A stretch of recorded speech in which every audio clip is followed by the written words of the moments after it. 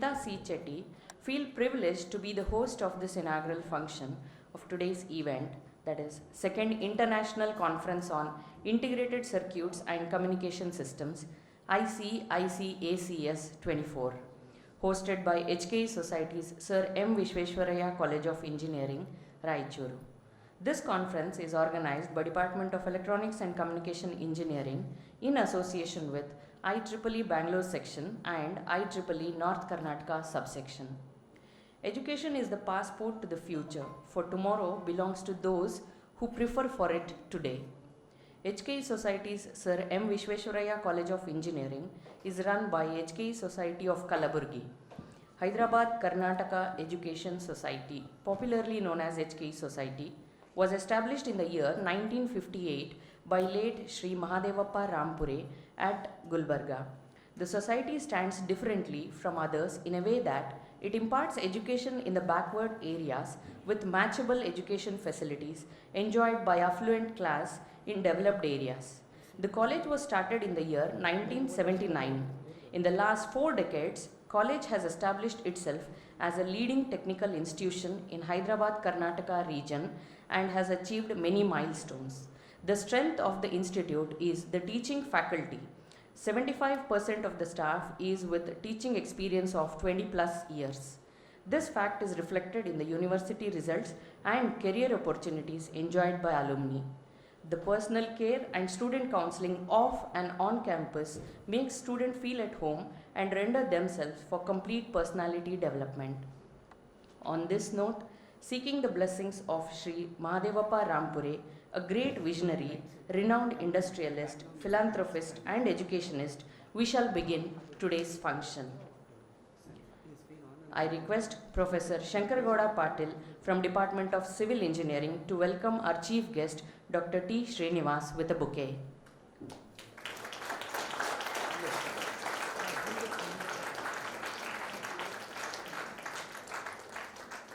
I request Professor Baswarajappa Sir from Department of Mathematics to welcome the guest of honor, Dr. Pradeep V. Desai, with a token of love.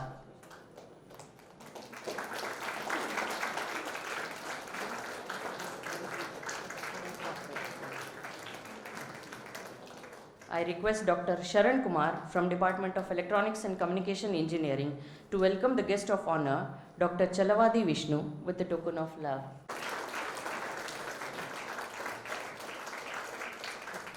I now request Professor Bandaya Swami Chikmat from Department of MBA to welcome our special invitee, Professor.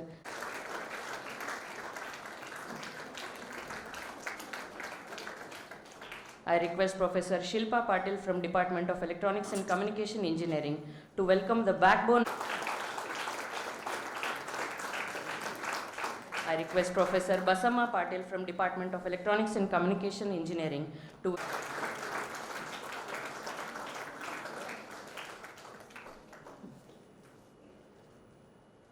I now request Professor Jyoti BK from Department of Electronics and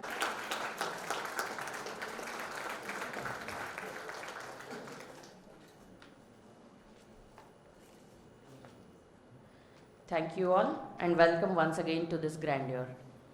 Let's start the day with the blessings of God and express our gratitude through the invocations. I'd like to request Ms. Kavya from 5th semester Department of Computer Science and Engineering.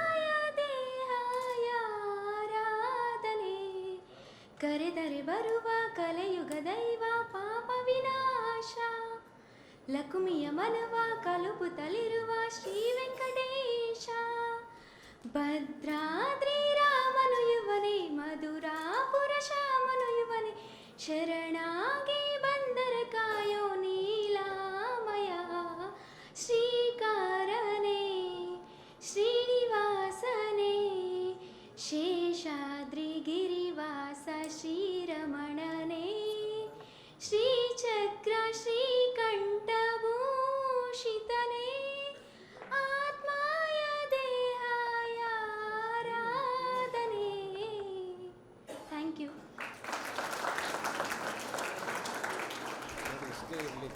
Thank you, Kavya, for the emotive and powerful song.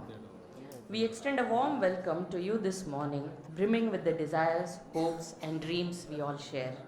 May I have the pleasure of inviting Professor Rajama Patil to deliver the welcome address.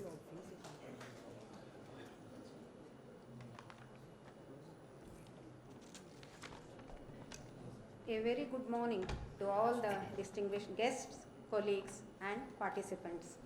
It gives me immense pleasure to welcome you all to this occasion of inauguration of Second International Conference on Integrated Circuits and Communication Systems, ICICACS 2024. I would like to welcome the chief guest of today's function, Dr. T. Srinivas, Chair, Professor, Indian Institute of Science, Bangalore, IEEE, Bangalore section, who despite his busy schedule accepted our invitation. Welcome you, sir. I would like to welcome our guest of honor, Dr. Pradeep V. Desai, CEO, Teleset Innovations Private Limited, for gracing this occasion with his presence. Welcome you, sir. I welcome our guest of honor, Dr. Chelavadi Vishnu, Indian Institute of Technology, Tirupati, for taking time to be a part of this conference. Welcome. I also welcome our special invitee, Professor Ravi Hosamani, Chair, IEEE North Karnataka Subsection, for being a part of this ceremony. I welcome the Technical Program Chair, ICICACS 2024, and the backbone of this inauguration, Dr. Vishwanath P., Professor and Head, Department of ENCE, SMB College of Engineering, Raichur, who has put in his soul for planning and organizing this conference. I welcome Professor Sumangala Ittigi, Head, CSC Department, SMB College of Engineering, who stood by during all the arrangements in this event. I would like to welcome Dr. Sharan Kumar, Publication Chair of this conference. I would also like to welcome all the members of Technical Program Committee from various countries. I welcome the members of Advisory Committee, Session Chairs, and Keynote Speakers to this auspicious event. I welcome the Organizing Committee members who have played a crucial role in planning and conduction of this conference. I welcome press and media. Lastly, I would like to welcome all the authors and attendees for their presence and participation who have joined us offline and online. I welcome the members from management, principal, and staff for their support and encouragement in conducting this conference. Lastly, I welcome all the students of SMBCE and the attendees who are the heart of this event. Thank you.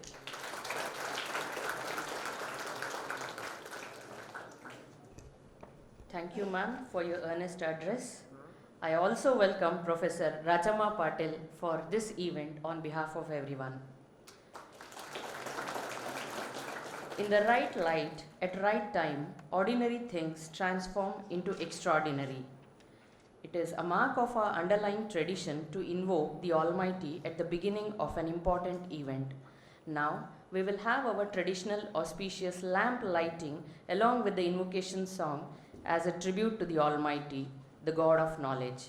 I request all the dignitaries to step forward for lighting the lamp and symbolize the inauguration of this program.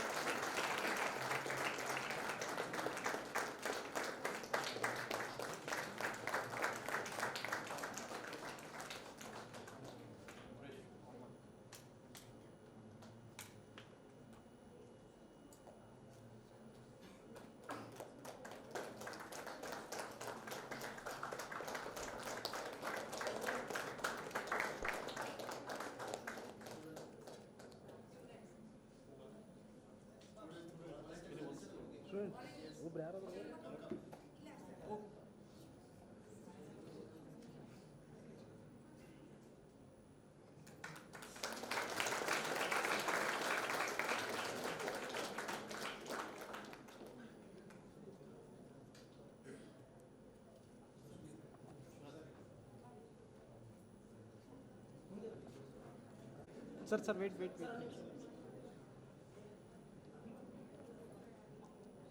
Right, sir, thank you. Okay. Respected dignitaries, distinguished guests, delegates, invitees from corporate and academia, press and media. It is indeed a special privilege for HK Society, Sir M. Vishweshwaraya College of Engineering, Raichur, to host the second international conference on Integrated Circuits and Communication System, ICICACS 2024, in association with IEEE Bengaluru section and also with the support of IEEE North Karnataka subsection. I feel proud and privileged to share journey of this conference. The journey of ICICACS 2024 started about a year back with commitment and enthusiasm after the success of its first series during 2023. ICICACS 2023 has witnessed enormous support both from the global participants and international speakers, and as well from our premier institutions, IIT, and obviously from our management. ICICACS 2024 has been designed with a lot of passion and hard work to be truly innovative and creative to match the fast-changing technical world. The ICICACS 2024 has attracted nearly 300 participants across the world, which includes PG students, research scholars, academicians, and industry persons. ICIC 2024 also proved to be very popular and received submissions from all over the world. To name a few, USA, Malaysia, Indonesia, Bangladesh, Italy, South Korea, China, Iraq, and from premier Indian institutions like IITs and NITs, ISRO, DRDO, NAL in India, and also from the top industries such as Intel, TCS, Adobe. ICICS 2024 has attracted over 1,267 scholarly submissions. The conference program committee had a very challenging task of choosing high quality submission. After the standard IEEE review process through rigorous double-blind review and recommendation of the TPC, 297 high quality scholarly submissions were selected for inclusion in the conference proceedings. The final submissions are categorized into specific tracks. Totally, there will be 20 online sessions and 3 offline sessions. For each session, the best presentation will be awarded with a certificate. Participation certificate will be issued to all the participants after the conference. For all the 23 sessions, we have invited domain experts from reputed universities and IT industries to access the presentation and give fruitful suggestions to the participants. We look forward to see that ICICACS 2024 to be successful and enjoyable. And we also look forward your support for ICICS 2025. Thank you, one and all.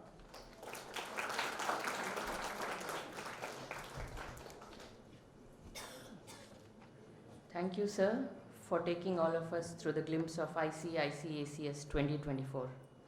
Education in today's world is not much more than learning within the 4 walls of classroom. It is all about creating awareness, and awareness is not only for the students, it is also for the teachers and public too. Our college has realized the need to create awareness about itself among the students, and we are doing our best to meet the requirement. As a new step in this direction, we have organized these various conferences, and now we have come up with this particular conference, second international conference on integrated circuits and communication systems in our own institution. May I request the distinguished dignitaries to release the proceedings of today's conference to the gathering.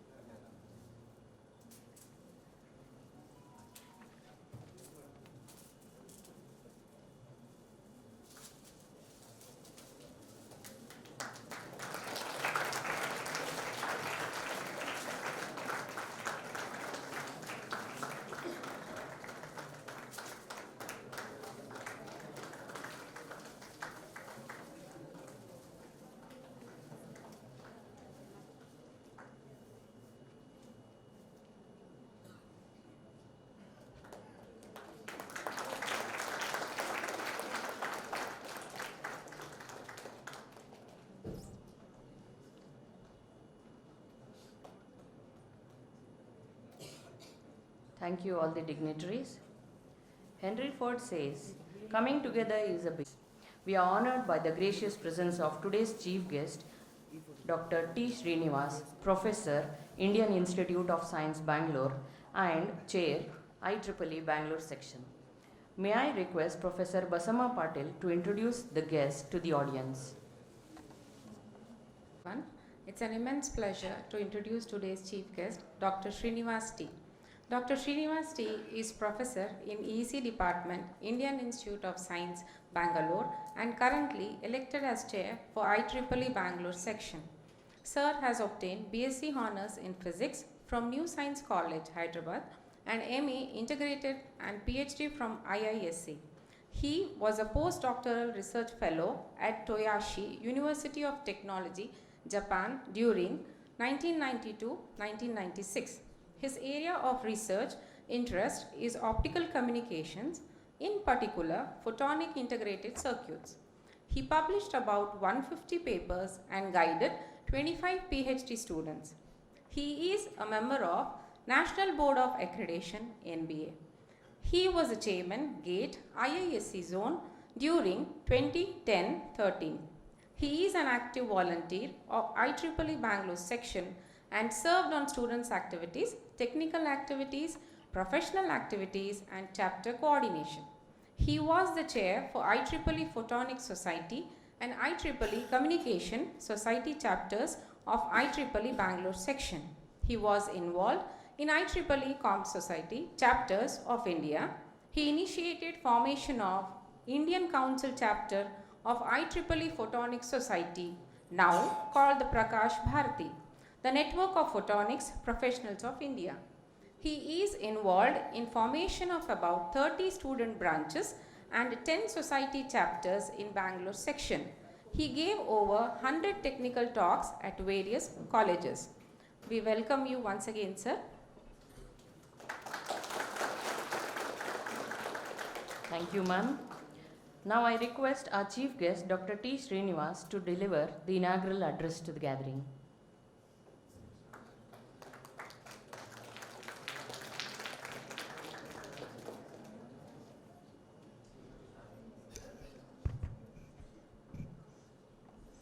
I'm very happy conference in Raichur.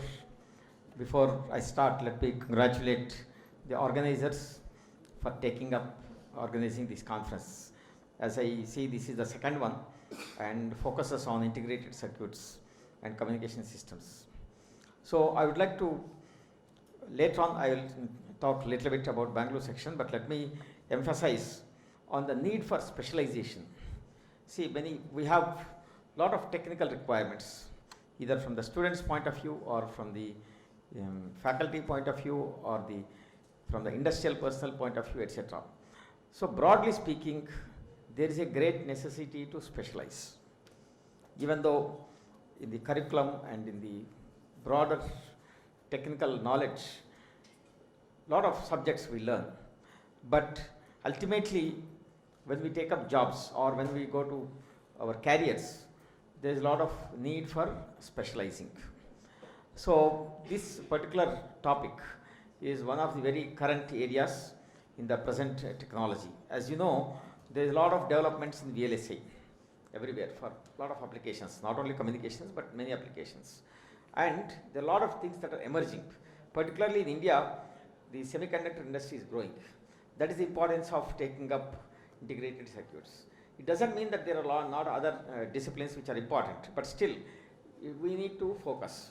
We need a lot of conferences, not only one conference, focusing on different areas according to the needs of the students, according to the needs of the members, according to the need of industry, and so on and so forth. So I would like to point out, I know that you have an IEEE student branch in this college, and also there is a signal processing society chapter. I hope many of you know that there are a lot of opportunities in IEEE for specializing. This comes in the form of societies. See, there are about 39 societies in IEEE, starting with the antennas, then the microwaves. It's not in the same order, but communications, computer science, broadcasting, microwaves, photonics, and so on and so forth. So these provide us an ample scope for specializing. Of course, we need to have enough members in each of these chapters, and also we need to attract experts for our technical programs and so on.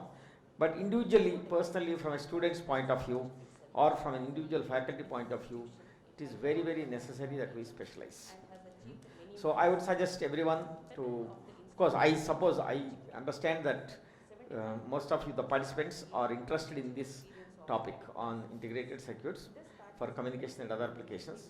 But I suppose many of the faculty members and students also have some diverse interests, and within this domain, you can specialize in diverse areas. For example, the research development is on towards artificial intelligence.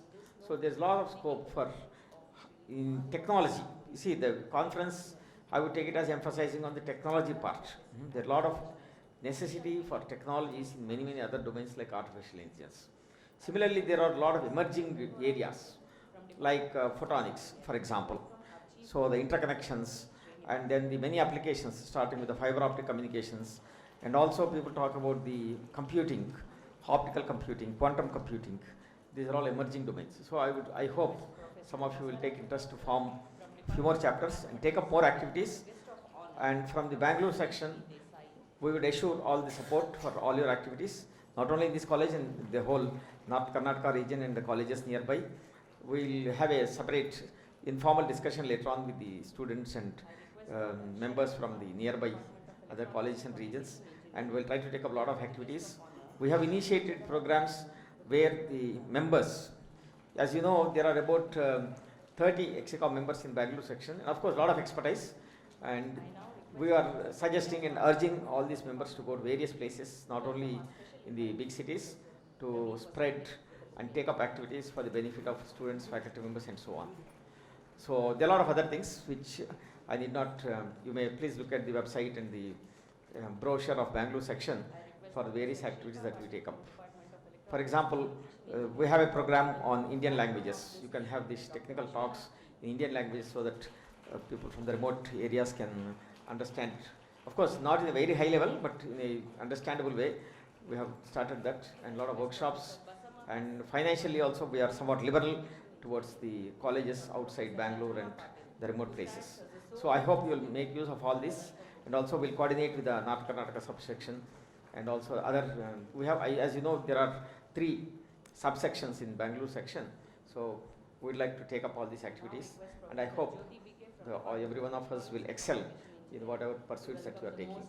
So I would like to emphasize that once again, in addition to the professional benefits, the most important benefit from all these activities is firstly technical. So please focus on the technical part first, then on the sidelines you can do the networking and discussions with your peers and so on, and benefit from various aspects of the conference. I once again thank the organizers for inviting me and also taking up this conference, and wish you all the best for this conference. Thank you very much.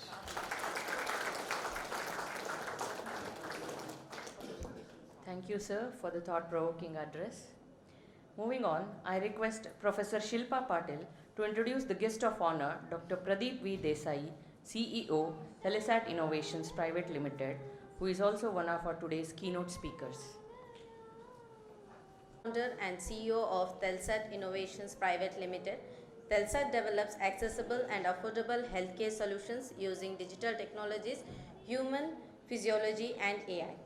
Dr. Pradeep has experience in developing innovative solutions for medtech, healthtech, and digital therapeutics.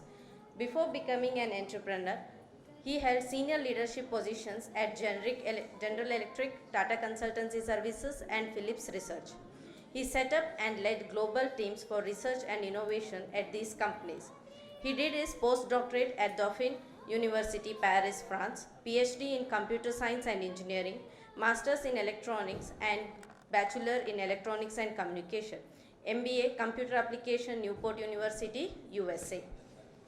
Dr. Pradeep is the Fellow, Institution of Engineering and Technology, UK, Senior Member of Institute of Electrical and Electronics Engineer, USA, Life Member, Indian Society for Technical Education, Chairman of Computer Society of India, Bangalore chapter. He has a great network in the industry, research, and academia. He mentors medtech, healthtech, and deep tech startups. We welcome you, sir. Thank you, ma'am. Good morning. I'm honored to be here, and I never miss an opportunity to actually address students. So when Professor Vishwanath asked me whether I could come here, I said yes, of course. But I put him into a lot of trouble. I landed here by the railway, by the train at 2:30 in the morning, and he was there to receive me. So first of all, I must appreciate and congratulate the organizing committee, the organizers, to have such an important event at HKE. And then of course, partnering and sponsored by IEEE. One of the oldest, one of the global society which promotes electrical electronics. I'm a member. I was a member of IEEE when I was a student like you. Of course, now I've become a senior member of IEEE. I must also kind of give a few tips. Of course, I will give a talk in the afternoon. As students, these events are extremely important. In our days, whenever we had an event like this, we were looking forward to it. In today's world, you may be having many such events coming. So please attend them. A couple of things you can get out of it. One, of course, the technical side of it. So you can get to know what's the trends. You can also get to speak to people who come to these events, exchange some thoughts, try to find out what is happening in the world today, from the industry, from the academia, from the research, innovations, whatever questions you have in your mind, please use this opportunity. The other thing, of course, is these kind of events actually help you to broad base or improve your personality. For me, I went through these, if I look back, many of these events actually has helped me to be what I am today. So from working for corporates, big companies, and having my own company today, all of these, if I look back, I can actually connect the dots. And how this is going to be useful, right now you may not understand it, but you can only connect the dots forward, right? That's what Steve Jobs also said. So these events are extremely important. Please make full use of it. You should be very happy that your college, your society is able to get people here to speak to you. And I don't have much to say. I again congratulate the organizers, the society, for putting up such a nice show. And I look forward to talking to you a little later. Thank you.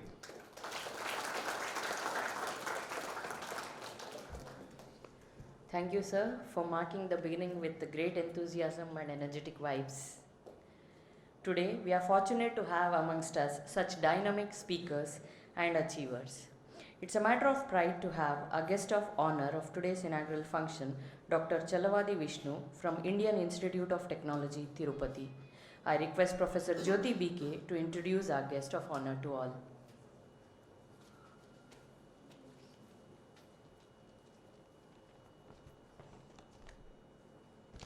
Good morning, everyone. It is truly an honor to have all of you here today as we gathered for International Conference on Integrated Circuits and Communication Systems 2024. Our event is made even more special by the presence of an esteemed guest, Dr. Chellavadi Vishnu. Sir has received his BTech in Computer Science and Engineering from JNTU Hyderabad in 2016 and MTech in Computer Science and Engineering and PhD in Computer Science and Engineering from IIT Hyderabad, India during 2018 and 2022 respectively. He has also successfully completed his postdoctoral research from University of Agder, Norway in 2023.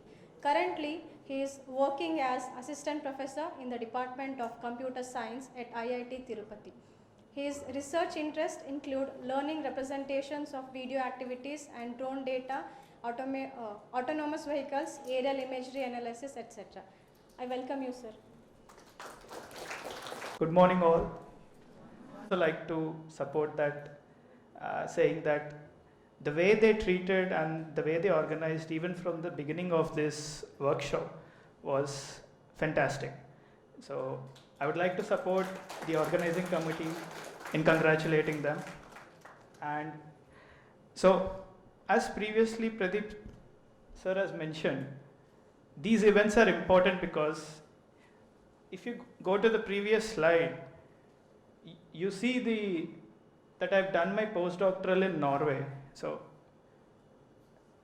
that is the main reason actually for these events like this. I did that because I did not have societies like this coming to my universities earlier to give me the necessary exposure on even what kind of problems that we work on, what topics to work on. So these events, you have to think that you will not need to go abroad.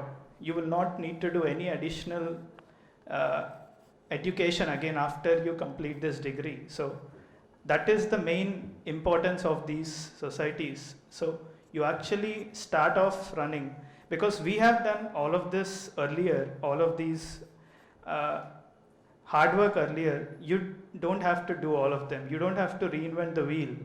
You can directly start off running by taking the opportunities of these societies, and especially HKE.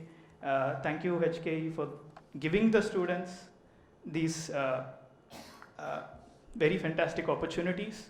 And so that is the main motivation, I would say, to come to these, because you will actually find out what are the major concepts, what is happening around the world, and you will be in synchronization with the other universities across the world.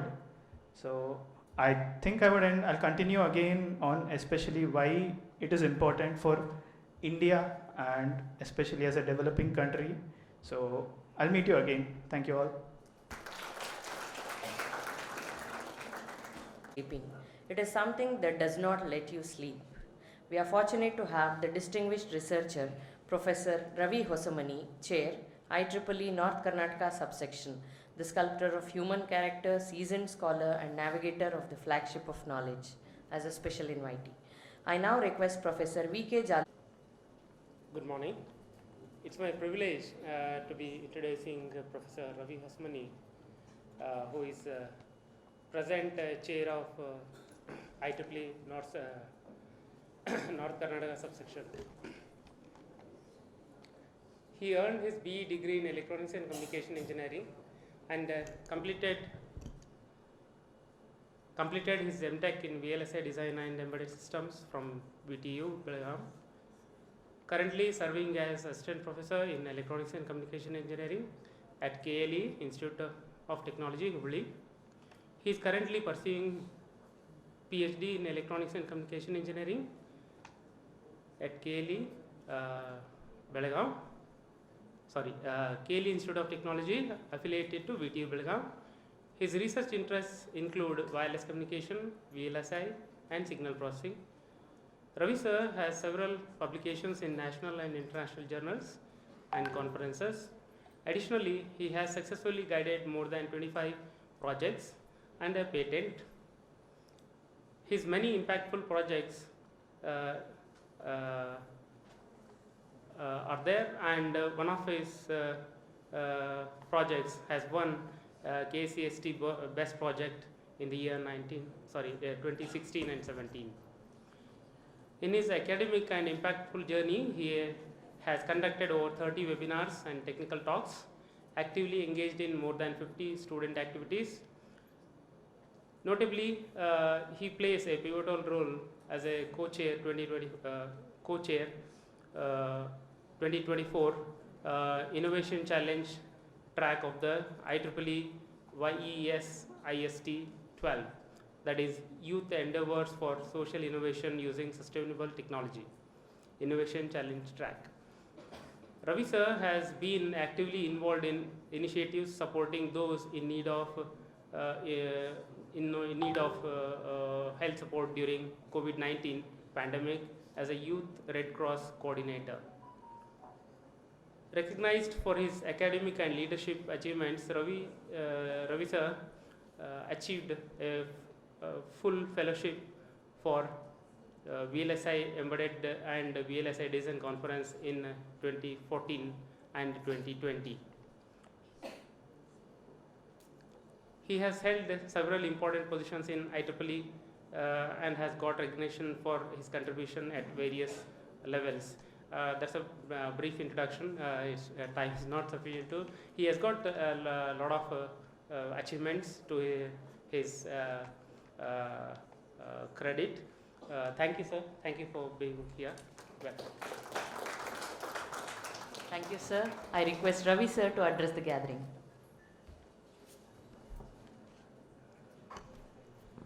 ಎಲ್ರಿಗೂ ನಮಸ್ಕಾರ. Good morning.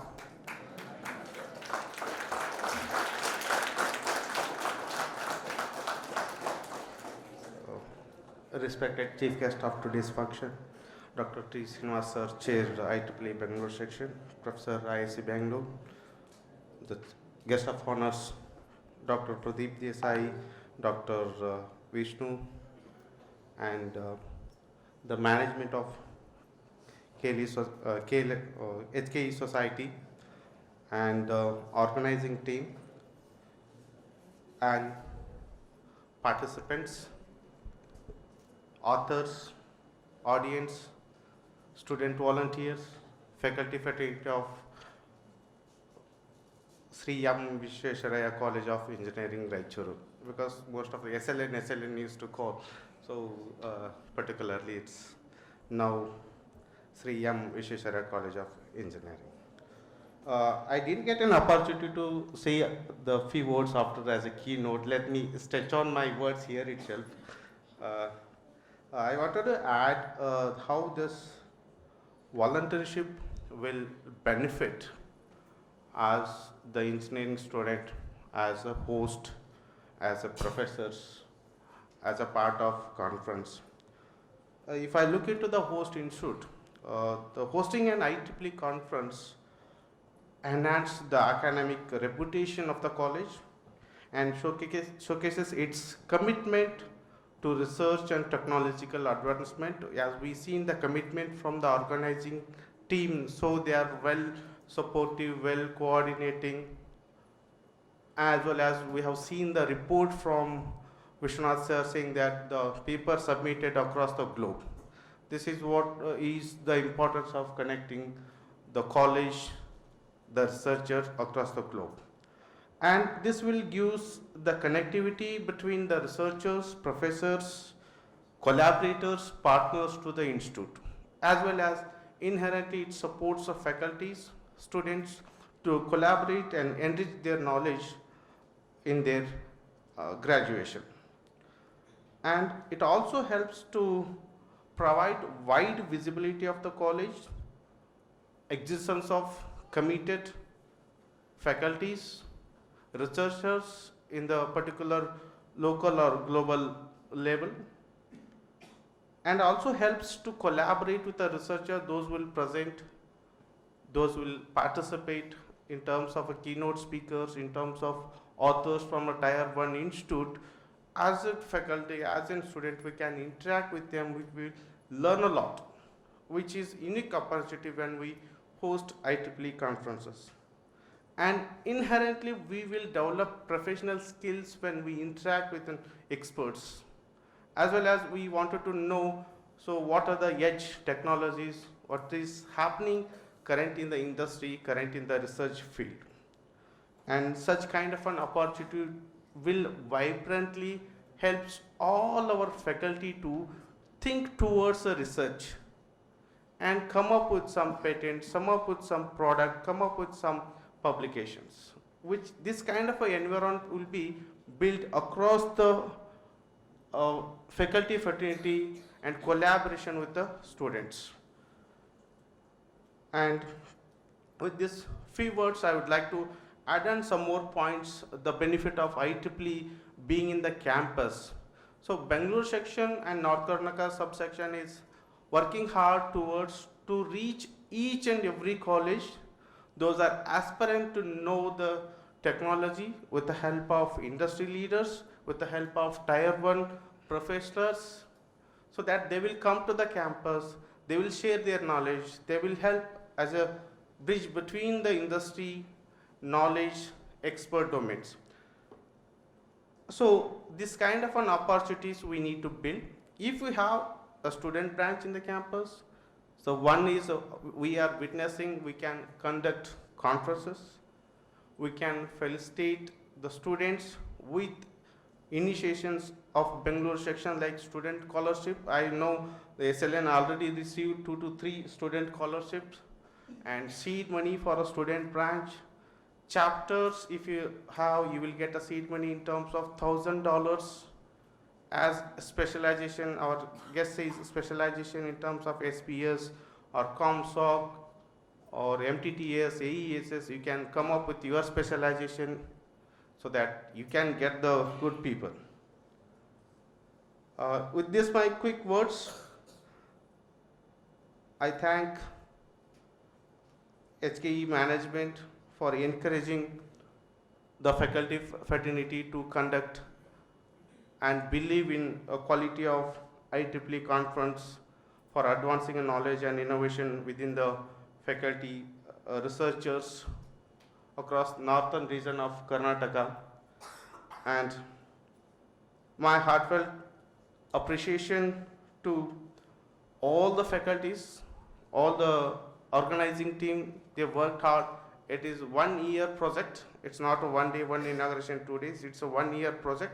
So those are worked hard to reach out to this state and made it successful. And my big thanks to IEEE volunteers. You can see the white t-shirts, right? You can see the vibrancy in them, right? Big hand applause for them, hands of applause for them.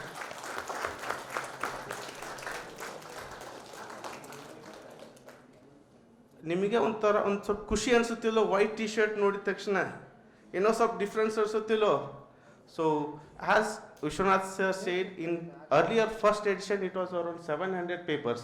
In a second edition it is 1200, right? Now you are around 30. Okay, in 2025 it should be 60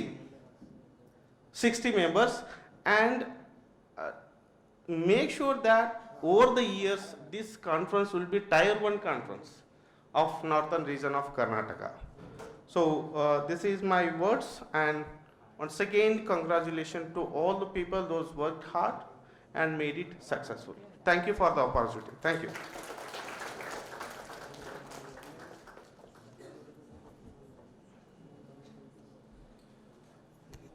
Thank you, sir, for the value-added address.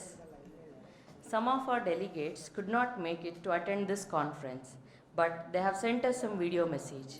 Let's hear them.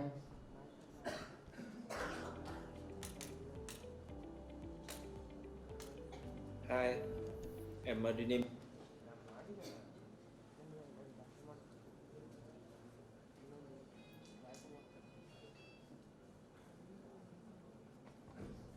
(23rd to 24th, 2024).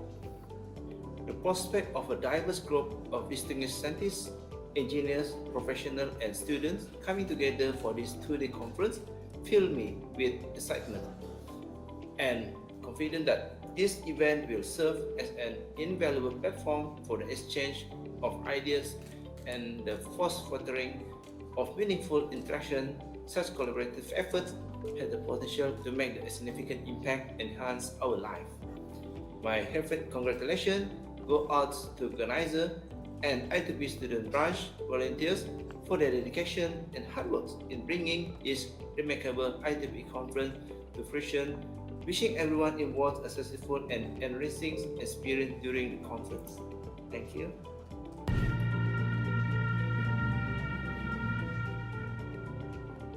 Dr. Julian Lekarnik, a senior lecturer at the University of Glasgow. Attending such conferences is crucial for professionals and researchers to stay updated with the rapidly evolving technologies and to foster collaboration among experts in the field. It provides a platform for sharing insights, exchanging ideas, and exploiting potential collaborations for future research endeavors. So, welcome to the second IEEE International Conference on Integrated Circuits and Communication Systems, ICICACS-2024, and take the full benefit of this unique gathering to achieve your objectives.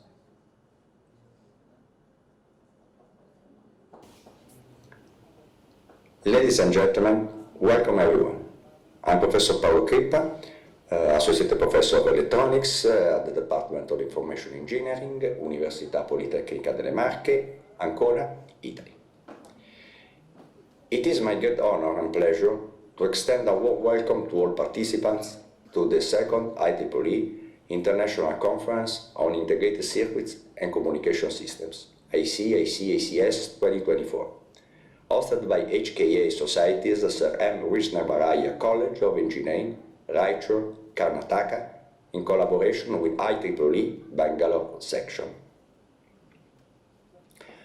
In light of the rapid advancements in computer science and electronics, now is an opportune moment to delve deeper into these fields and foster platforms for knowledge exchange, such as this conference.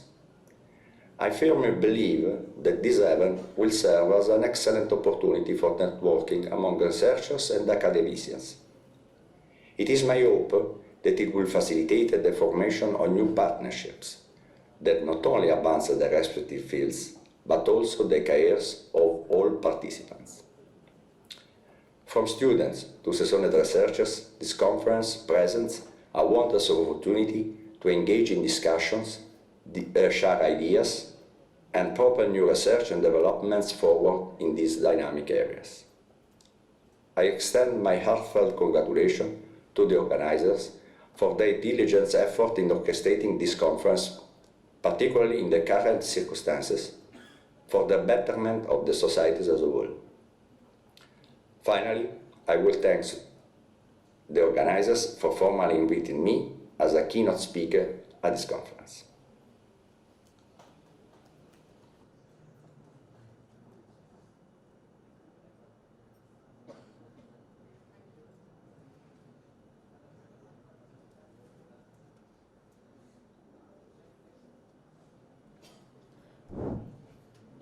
Thank you, Dr. Roosley, Dr. Kernick, and Dr. Kripa for connecting with us virtually.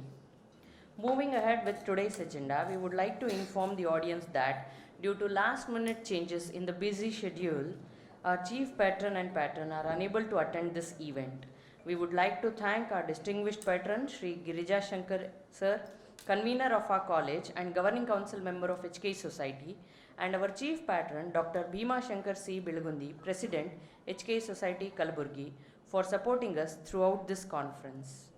Learning gives creativity, creativity leads to thinking, thinking provides knowledge, and knowledge takes you to success.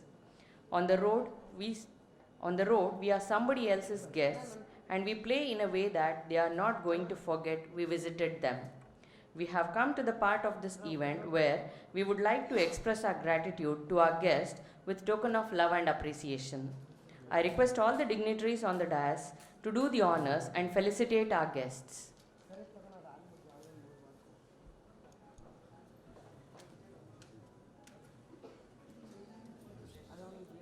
Video recording.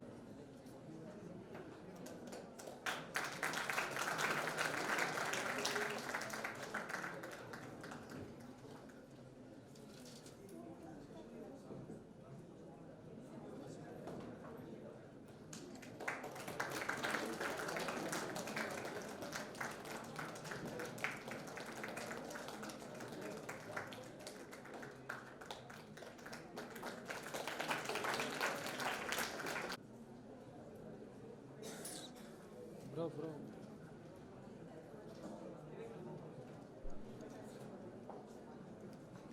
Right, so thank you. I now request Dr. Pradeep V. Desai to accept our felicitation.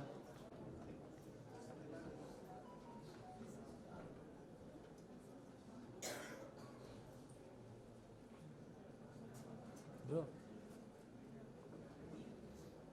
Correct, sir.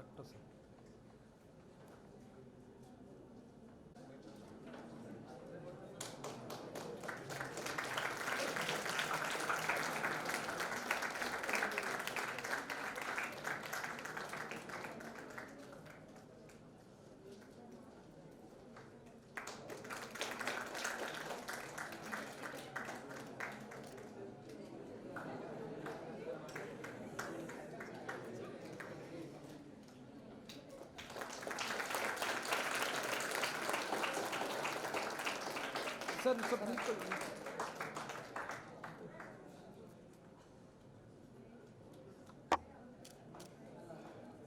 Right, sir. I welcome Dr. Chalavadi Vishnu for the felicitation.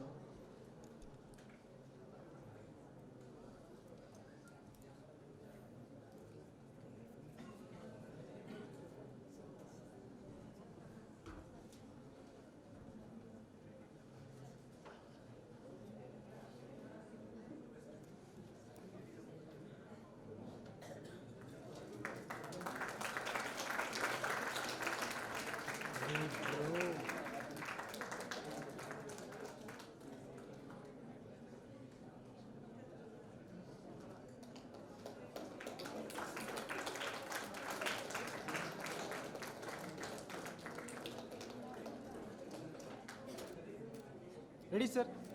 Ma'am, ready, madam? Good. Right, sir. Thank you. I welcome Ravi Hosmani sir for a felicitation.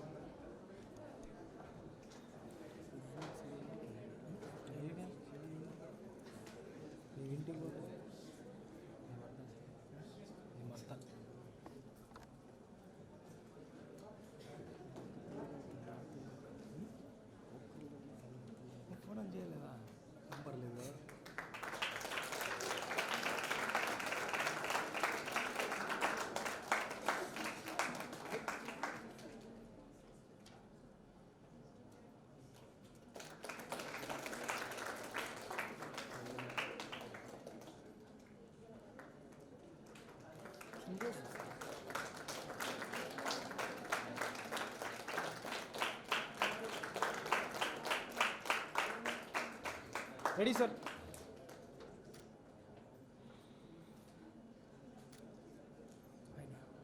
Right, sir. Thank you. I request Dr. Vishwanath P. sir to accept the felicitation.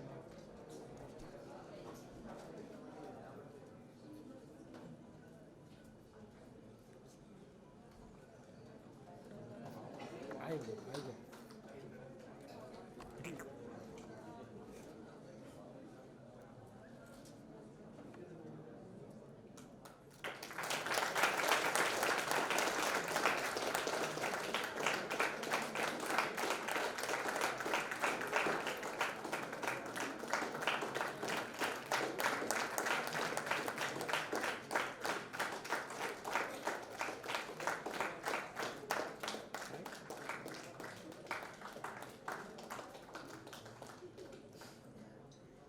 Right, sir. Thank you. I request the dynamic lady, Professor Rajama Patil, to accept the felicitation.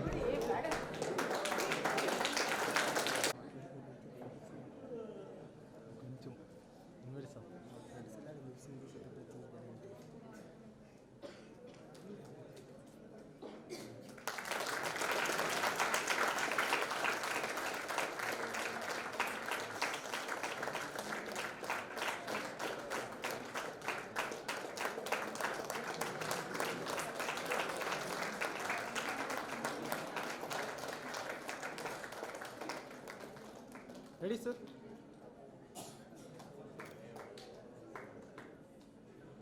Thank you, sir. I request Professor Sumangala Itagi to come forward for the felicitation.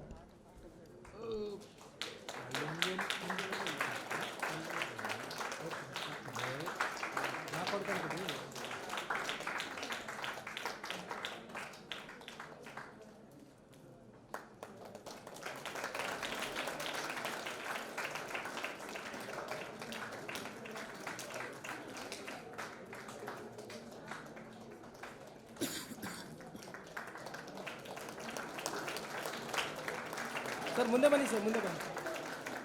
Ready?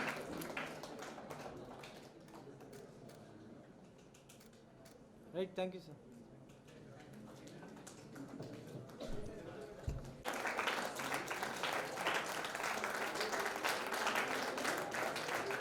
Right. I request Dr. Sharan Kumar sir to come forward and accept the token of appreciation.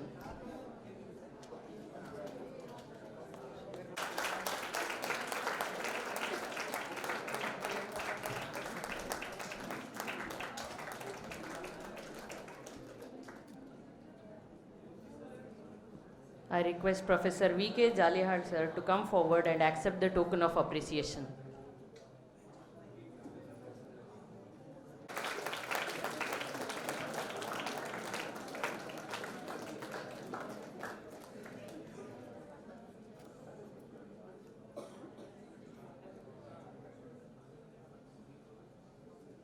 Srinivas, Chair Professor, Indian Institute of Science, Bangalore, IEEE, Bangalore section for gracing this function.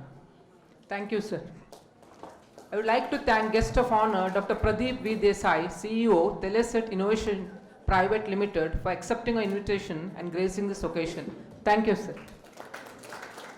I thank guest of honor, Dr. Cheluvadi Vishnu, Indian Institute of Technology, Tirupati, for taking time to be the part of this conference.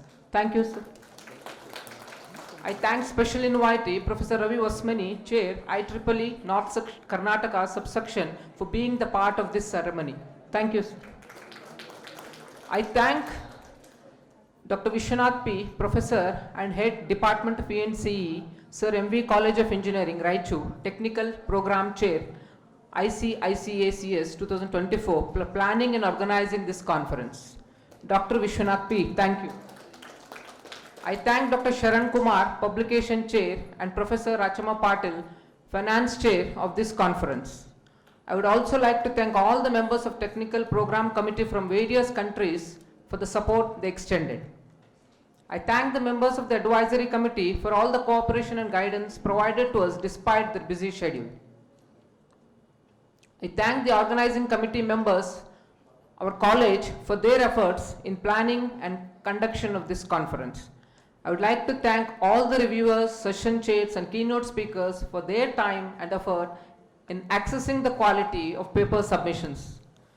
My heartfelt gratitude towards the members of Technical Institute of Engineers for their association in conduction of this conference. I thank press, media, I thank the management, principal, and staff for their encouragement in conducting this conference. Lastly, I would like to thank all the authors, attendees, and for their presence and participation in the online and the offline mode.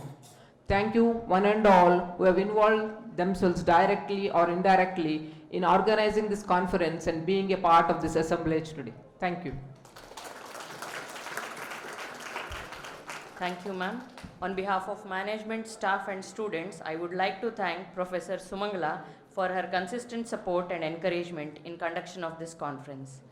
Thank you one and all for making up your time to attend this inaugural function of International Conference on Integrated Circuits and Communication Systems, ICICACS 2024. The paper presentation sessions will begin next as per the details shared to the respective authors. The keynote sessions will start at 12 noon with keynote address by our distinguished guests. I request all the participants to join the same at scheduled time. Thank you one and all.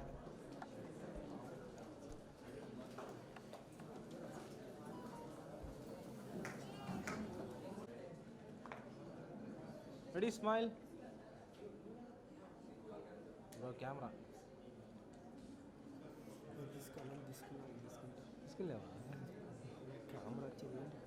Wait.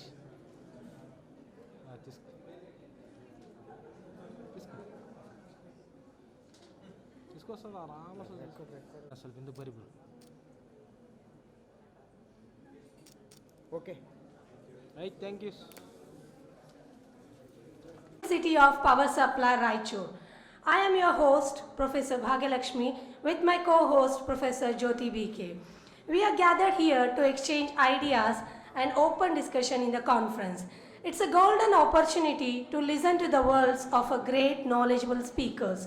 Let's begin the session with our keynote speaker, Dr. T. Srinivas, Chair IEEE Bangalore Section, Professor IISc Bangalore.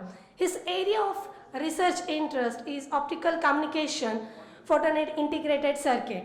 It will be a privilege for me to invite Dr. T. Srinivas sir on the stage for the knowledge sharing.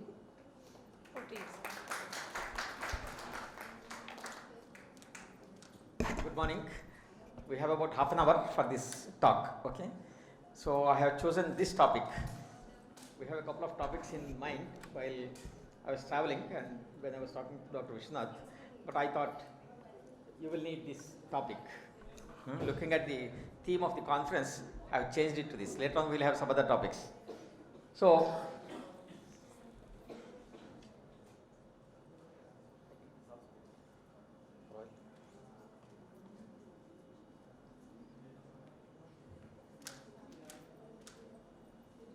hello, is it all right?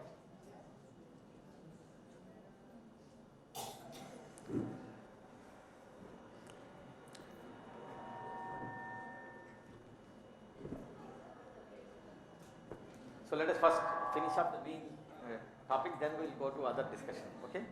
So this is a brief outline of my presentation. We will talk about what is photonics compared with electronics, and then I will show you some devices that can be made in the chip form, in the integrated form. Then many applications to optical communication, sensing, optical computing, and so on. And then little bit of work that we do in our lab also I have included, because this is a conference. So broadly you can say photonics deals with the light, the science and technology involving light wave particles. We can take it as analogous to electronics. Most of the devices that we see around are all electronic devices. Our ICT is based on electronics. Your laptops, the computers, the cell phones, these are all electronic devices which work on the basis of properties of electrons. Similarly, if I have devices which are based on the properties of light wave particles, which are called photons, then you can say these are photonic devices, and the systems, photonic systems, and so on and so forth. This is a very emerging technology and lot of applications. In particular, many of you know about fiber optic communications. Okay, it has changed our global scenario. All our broadband has been made, and also the present day wireless revolution has been made possible just because of the fiber optic backbone networks, both in the country as well as globally. I will look photonics from a communication point of view. In communications, we do these information operations. That is particularly true with the information and signals. Okay. So you generate information in various forms, and you can control, you can transmit. Let me apply it to light waves. Okay, you can generate the signals in the form of light waves. You can control the light propagation. You can transmit from one point to the other. You can do a lot of optical signal processing. You can also display all these information. All these operations we have been doing with electrons and electronics.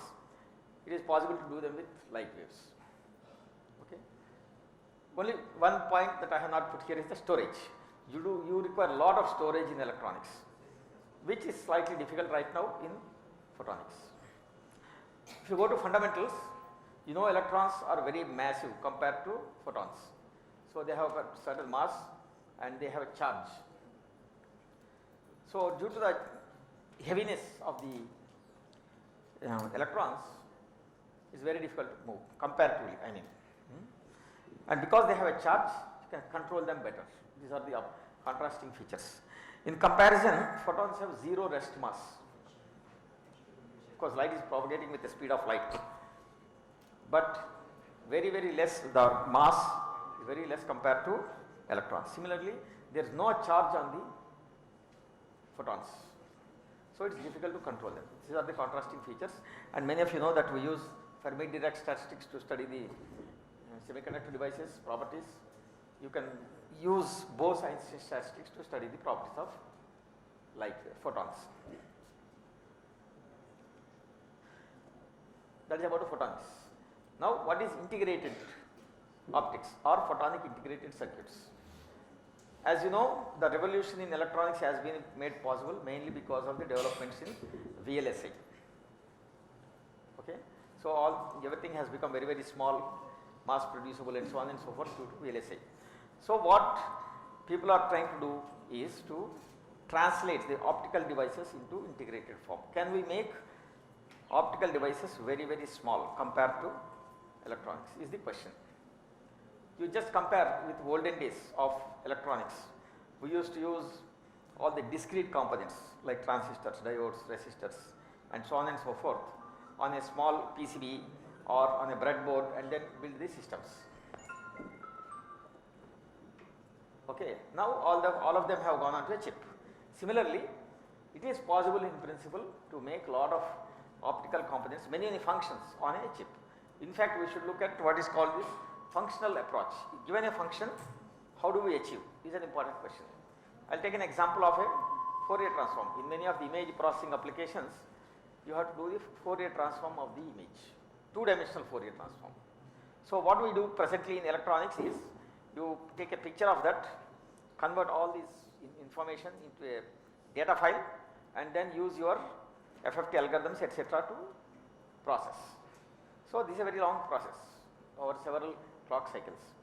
Whereas you know if you put a lens in front of an object and illuminate it, then on the other side of the lens, on the other focal plane of the lens, you get its Fourier transform, all points on the object parallelly onto the image plane. Okay. This is a very quick and very massive parallel processor, you can say. So can we translate that into a chip form is an important question. We need to make lenses in a chip form rather than bulky lens and many other optical components. I will show you some of them which are possible. So there are a lot of examples. In the present day world, lot of N by N switch arrays are there, optical switching you can do. Then there is a chip for the fiber optic gyroscope. Fiber optic gyroscope is a very popular sensor in many applications like in our missiles, aircraft applications, space applications. You need a gyroscope to find the rotation rate of the objects. So that is an example of an optical sensor. Similarly, people have made an optical bench on silicon called micro optical bench. You can entire optical bench that you see in a optics lab can be made onto a small chip. That was quite some time ago, about already 20 years since all this technology has started improving. Then, just a minute, let us go to examples. I will take an example of a typical photonic integrated circuits. This is an optical modulator. What you are seeing is the top view of an optical modulator. It has got a branching circuit. Just a minute, please. Yeah, this is a branching circuit. The double lines are all waveguides. The waveguide inset is there here. I will just quickly describe. You have a branching waveguide. This is a combiner, and in between you have the arms of this is called a MZI, Mach Zehnder interferometer. When you put voltage on these electrodes, you can change the refractive index, and so the phase of the light that is propagating this. The light is divided into two parts, into two different arms of the interferometer, and then they combine. If there is a phase shift in this, that is reflected into the output. You can simply think of light propagation as e power I omega t minus beta z. The numerator, the exponent contains the refractive index. Beta is 2 pi by lambda into refractive index. So if you are changing the refractive index, you are essentially phase modulating the light wave. Okay? And by using this interferometer, you are converting back into amplitude modulation. So you are modulating the RF that you put onto these electrodes onto the light wave directly.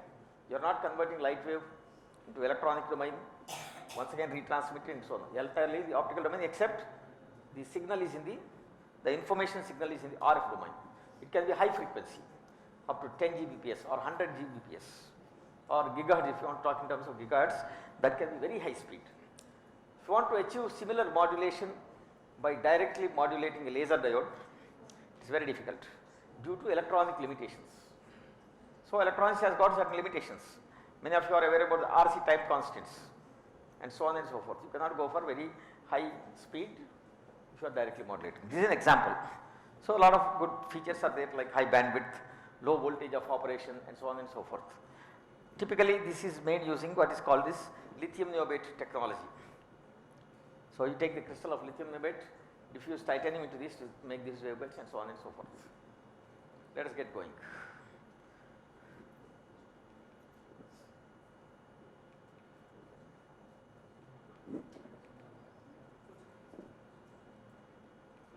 Got frozen or something like that. Yes, okay. So this is another example called directional coupler. Directional coupler is a device containing two waveguides very close together. See what you see here, these are the two waveguides which are very close together. You can launch light into any of these inputs and can take any of the other outputs. So if you launch light into the first waveguide, according to this coupler principle, all the light can be tunneled into the second waveguide. All the light, even though there is a, see, we cannot explain this using geometrical optics. Snell's law and all cannot be applied here, okay. So you have to go back to the electromagnetic theory or wave equation and then solve to get these properties, okay. Don't need to be scared by electromagnetic theory right now.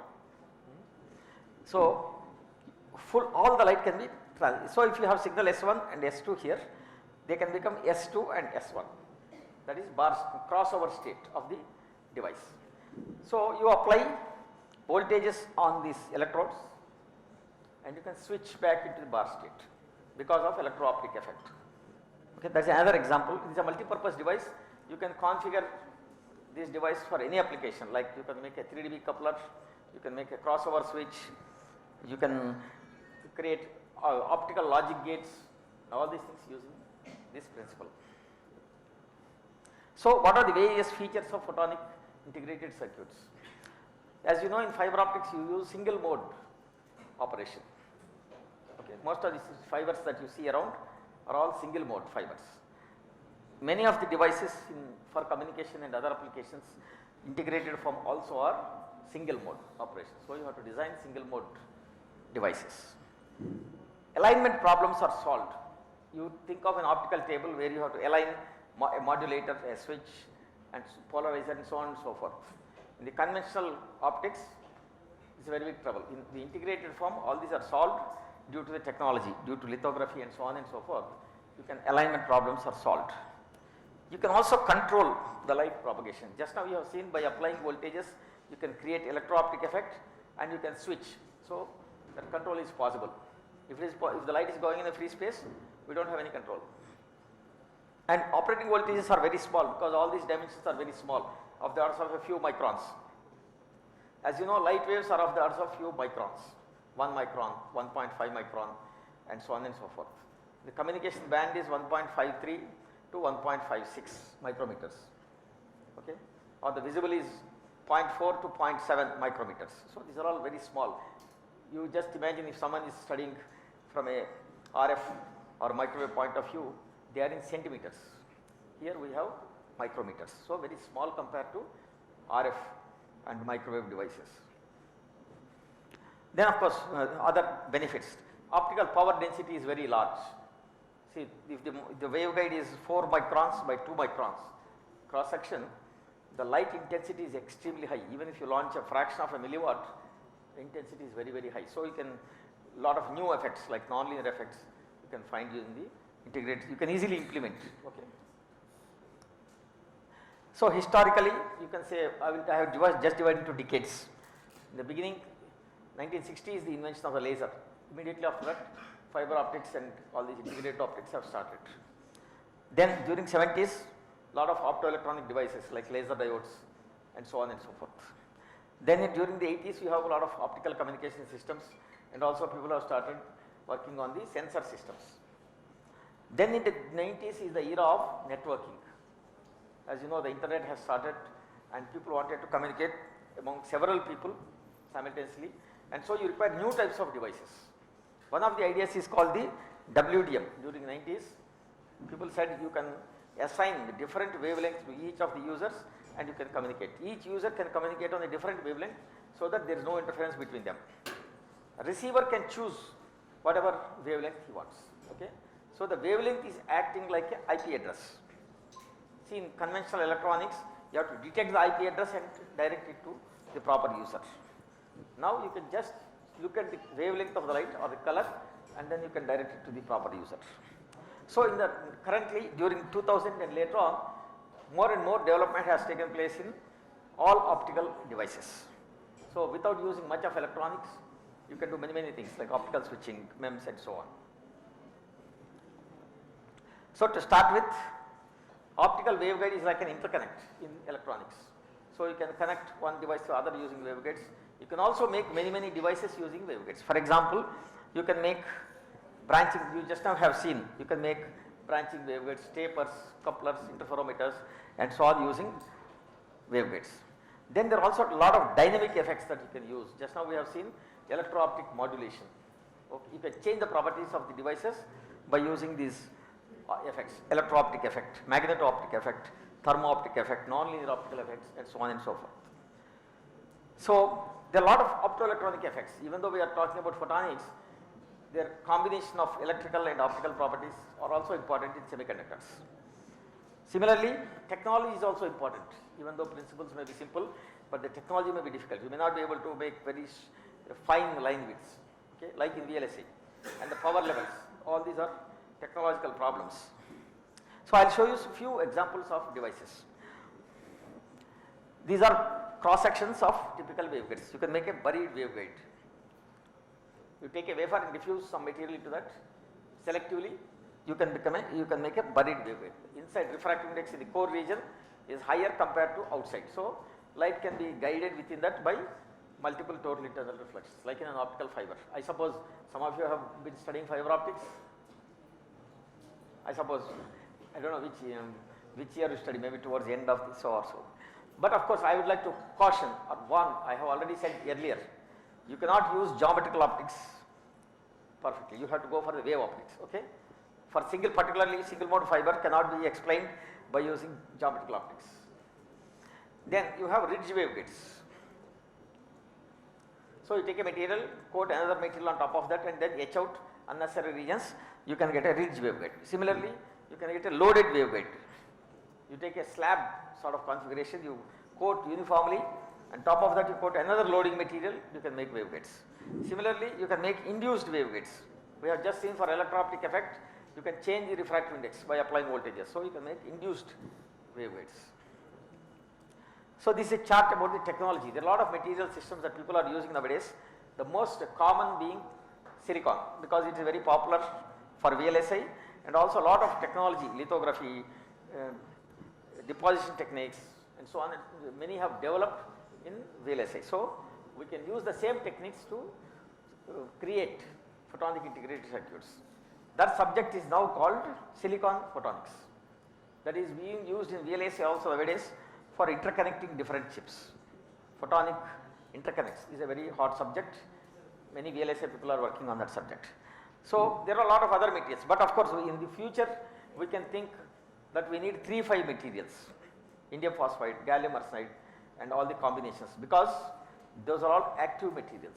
You can make lasers, optoelectronic devices, etc. in 3-5 materials. Silicon is very difficult, it is very passive material, okay. And according to the material system that you choose, you have to choose various types of fabrication process like deposition techniques, lithography techniques, then epitaxial techniques. These are all necessary for photonics also. You can adapt from electronics, but you may have to modify because of the various reasons.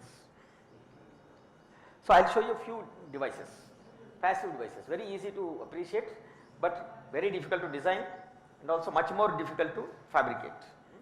But from an academic point of view, they are very interesting and very useful also. Later on some other industrial persons or someone else will fabricate if necessary. If you come up with a new idea, it is possible to analyze using the tools, mathematics and tools available nowadays. And also there are a lot of, in India also, a lot of fabrication foundries which can fabricate these devices. For example, you can come to our lab. In IIC you can fabricate many of these devices. There is a Center for Nanoscience and Engineering. It is a national facility, anyone can come and use it. So I will show some of them are conventional devices like lenses, power dividers. You can use in photonics also, you can do them. So this is an example of power dividers, very easy to appreciate, okay. So you have an input of waveguide with W, output also waveguides with W, and then it divides. There are a lot of tricky issues from a technical point of view, from design point of view. There is a taper here, width is changing from W to 2W, okay. That is quite difficult to analyze mathematically, you can say. Then of course tap, you can, if light is, some amount of light is going on, you can tap a small fraction using this. You can also divide the power into 3 ports. This corners is a big trouble that I suppose many of you recognize. Those who are interested in wave propagation, if there is a knife edge or a sharp edge, then the light will scatter at that point. So those are all interesting phenomena. I am just trying to pull out 1 or 2 interesting points so that if someone wants to do some projects or want to submit some papers, etc., these can be taken as ideas to solve. Some of these are not well solved. People are struggling to mathematically solve many of these problems. Of course, nowadays there are a lot of tools are available. You need not fully worry about solving the second order wave equation, but a subset of that or in the matrix form you can solve and then design these devices. So directional coupler we just talked about. There are various types of directional couplers. This is directional coupler where the gap is 0, okay, and then double the waveguide width. Waveguide width is W and it becomes W here. So it can be used for many purposes. Multi-mode. See, many of the times we talk about modes of propagation. Mode means a pattern of field, okay. So a pattern of field can be called as a mode, which is a solution of the wave equation and so on. Similarly, you can make it 1/3 or 3 waveguide coupler is also very interesting problem, both mathematically and also its by its use. So star couplers are needed in networking applications. You launch light into the device, you can divide into many parts and then you can distribute across several users. In a networking situation, if you want to do an optical network, we need star couplers. So polarizers, light is a vector. Unlike sound waves are scalar. So light is a vector. You have a horizontal polarization and vertical polarization. So you can make use of these properties for many applications. For example, you can do polarization modulation. You can say horizontal polarization is 0 bit, vertical polarization is 1 bit. You can transmit a light wave just based on the polarization, not intensity or frequency. So that is a very interesting modulation format available in light waves. Similarly, you can control the polarization. For all these things you require anisotropic materials.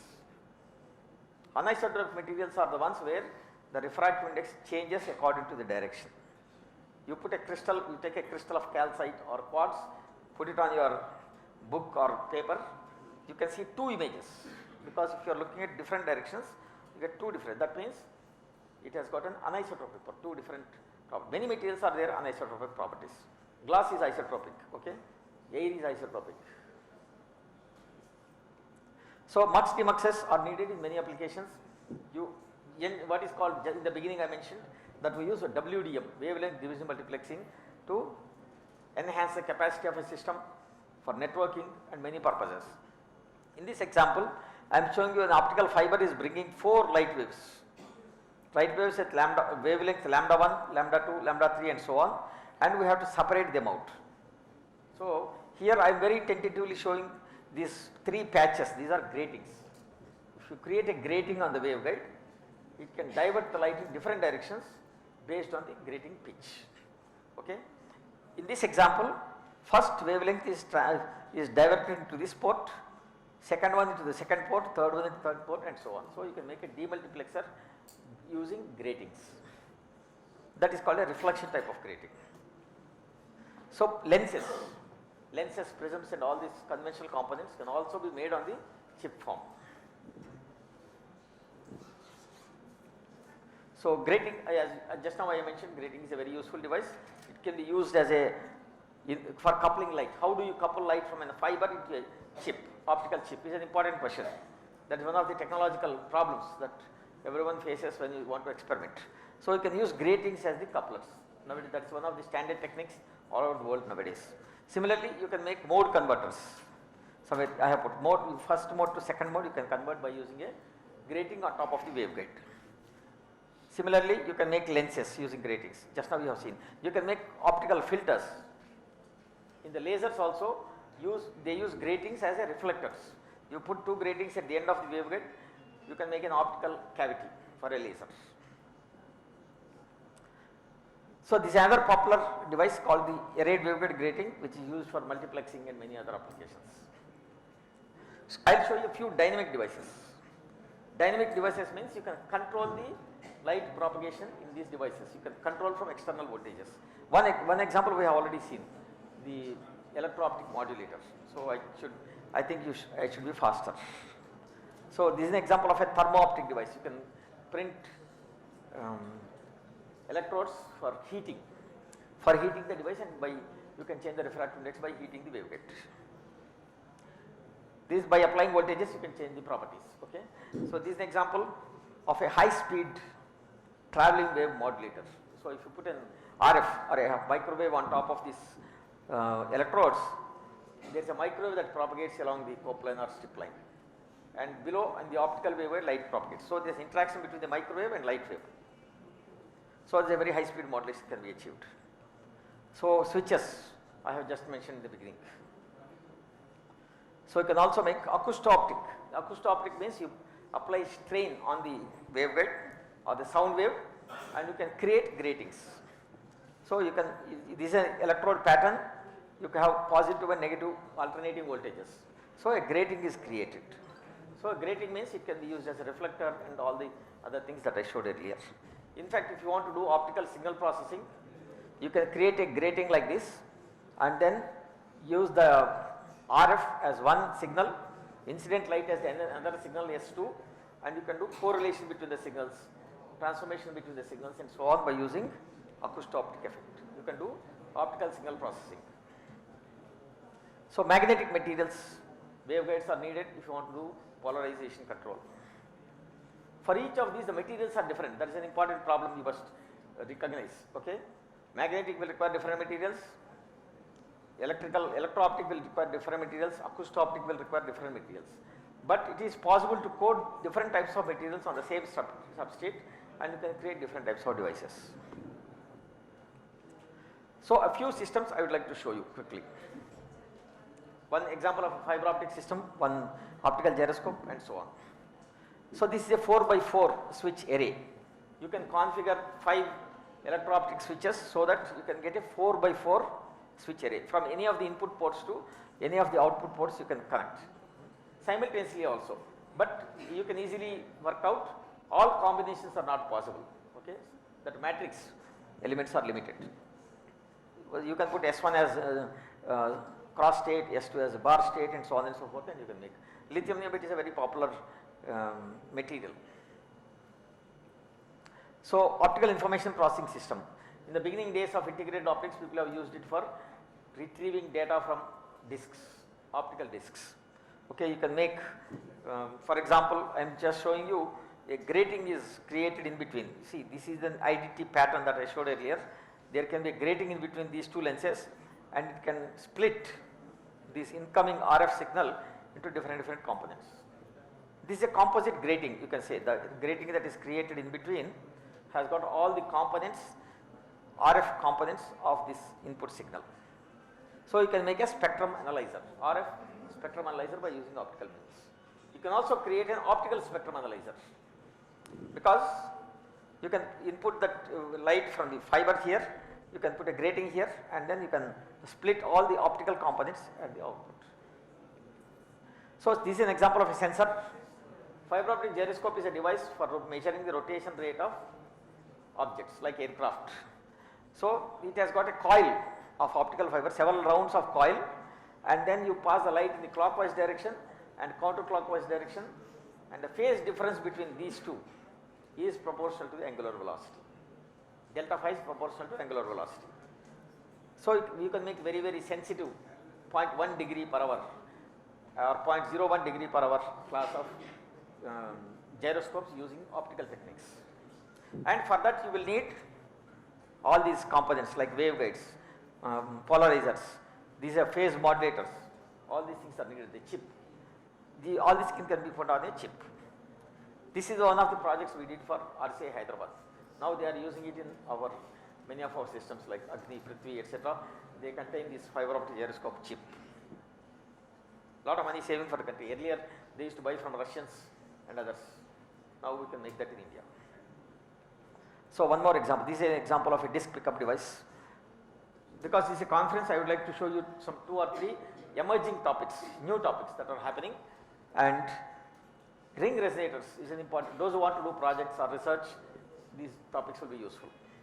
So you can make ring resonators, you can make waveguide in the form of a ring, and they can use it for many purposes, like for example as a filter or as a logic gates and so on and so forth. So we will not worry about the mathematical part of that. Another important topic is called the photonic band gap structures. Like electronic band gap, you can create conduction bands and valence bands in optical domain. That means some frequencies can be propagated, some frequencies can be blocked using these photonic band gap structures. So what are the parameters? You can make holes or rods on a silicon wafer, and then you can pass light through them and then see what are the band structures that you can get. So this is the band diagram. So on the x-axis you have the wavelength, on the y-axis the amplitude. So these frequencies are blocked, so they cannot propagate.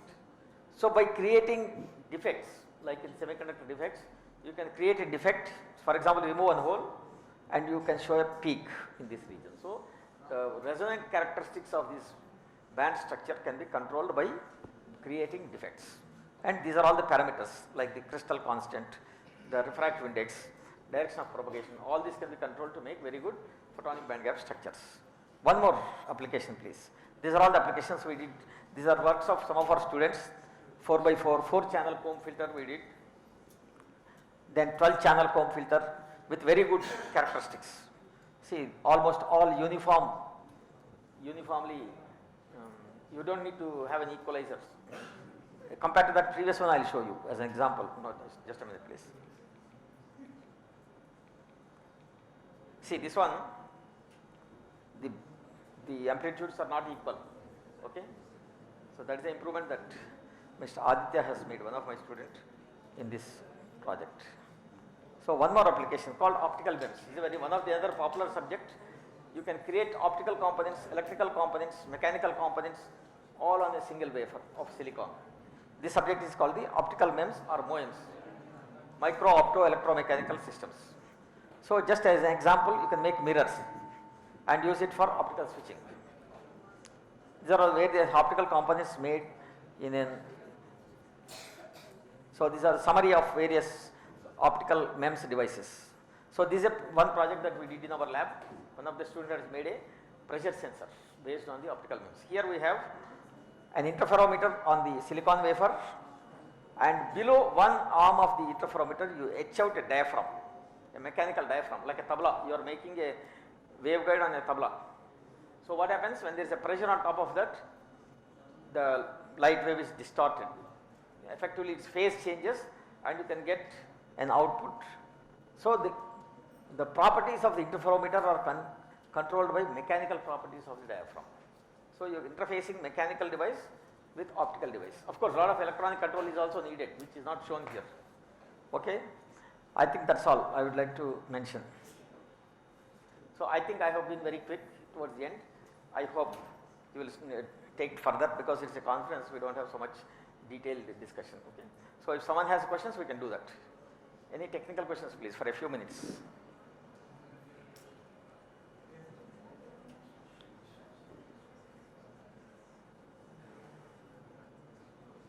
One or two questions, please.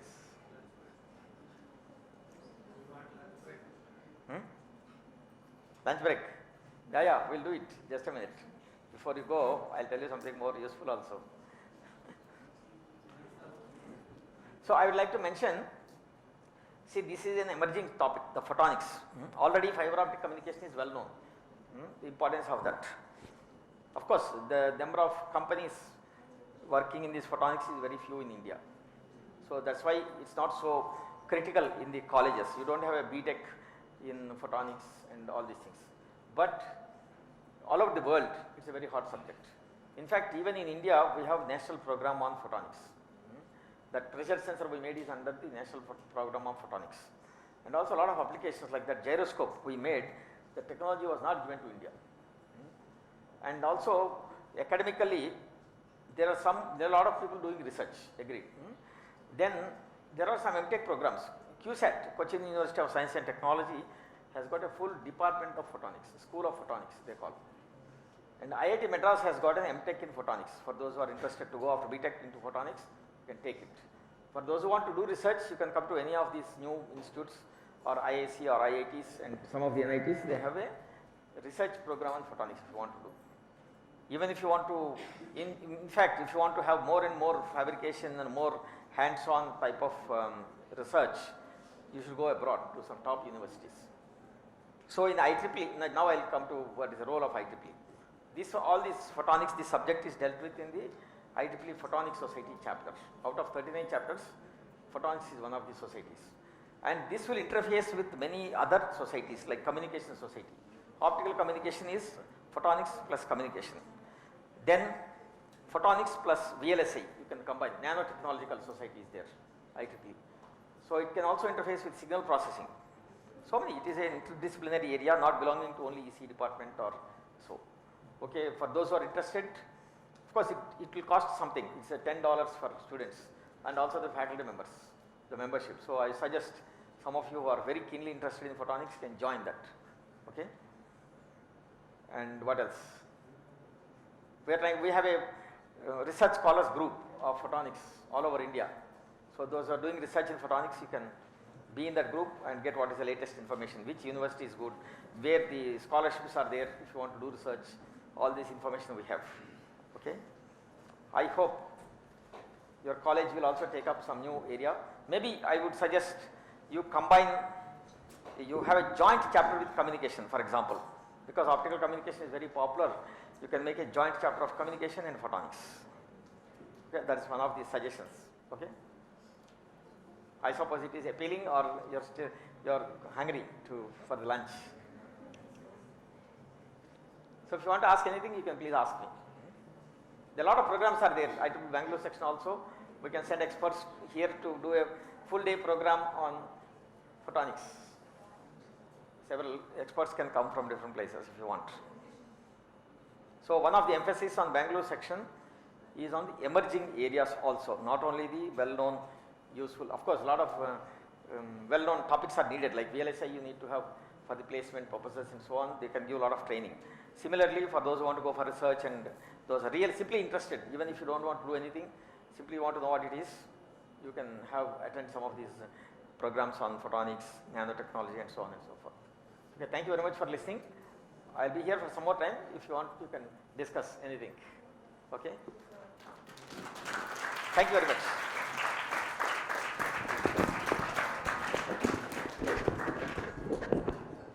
Our next keynote speaker, Dr. Pradeep V. Desai, is the co-founder and the CEO of Teslet Innovation Private Limited.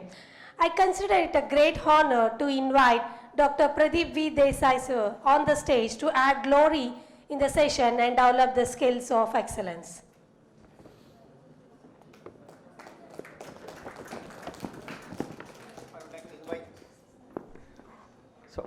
I would like to invite two students who are interested in taking up the charge of your communication society for the college. I would suggest joint chapter of communications and photonics. So two students, if you are interested, please come out and meet me. Political side of it, one of the reasons why China is very interested in Taiwan is because of this. If the future is AI and the 50% of manufacturing is going to come from one place which is Taiwan, and Taiwan is actually now almost China, and that is one of the major reasons why China is very interested. And now imagine what happens if China gets AI manufacturing. You're talking about a massive power control, okay? Because if the future is AI, and it is AI at least for the next 10 years, I can tell you for granted, everything is going to translate more and more into AI. Okay, so that is, I mean, think about all of this. There are other companies, foundries like Samsung and even Intel, but they're actually quite far away from TSMC. All right, so much about the landscape of hardware in terms of design and manufacturing. One of the latest processor, like this one is from Apple, is a 5 nanometer process. I don't know if you understand what it means. It is like saying you can put 16 billion transistors in a very, very small space. The power of computation depends on the amount of logical components you have on the surface, on the silicon surface. The smaller you make the silicon surface, it has huge advantage. But of course, at one point, physics comes in, right? Physics will come in at one point. What I mean by saying that is, when you start putting things, all the components very close to each other, there will be interactions between them, okay, at a level of nanomagnetic forces. And those interactions will affect your computation. So there is a physical limitation of going, but then people are talking about 3 nanometer chips. And when we hit 1 nanometer chip, I don't know whether physics can actually support. And that's also why, very interestingly, like what Professor said, maybe photonics will come into play. So all of these technologies, if you need, has a kind of a wave. It takes time for it to reach there. It also takes time because it goes to that point because there is a constraint.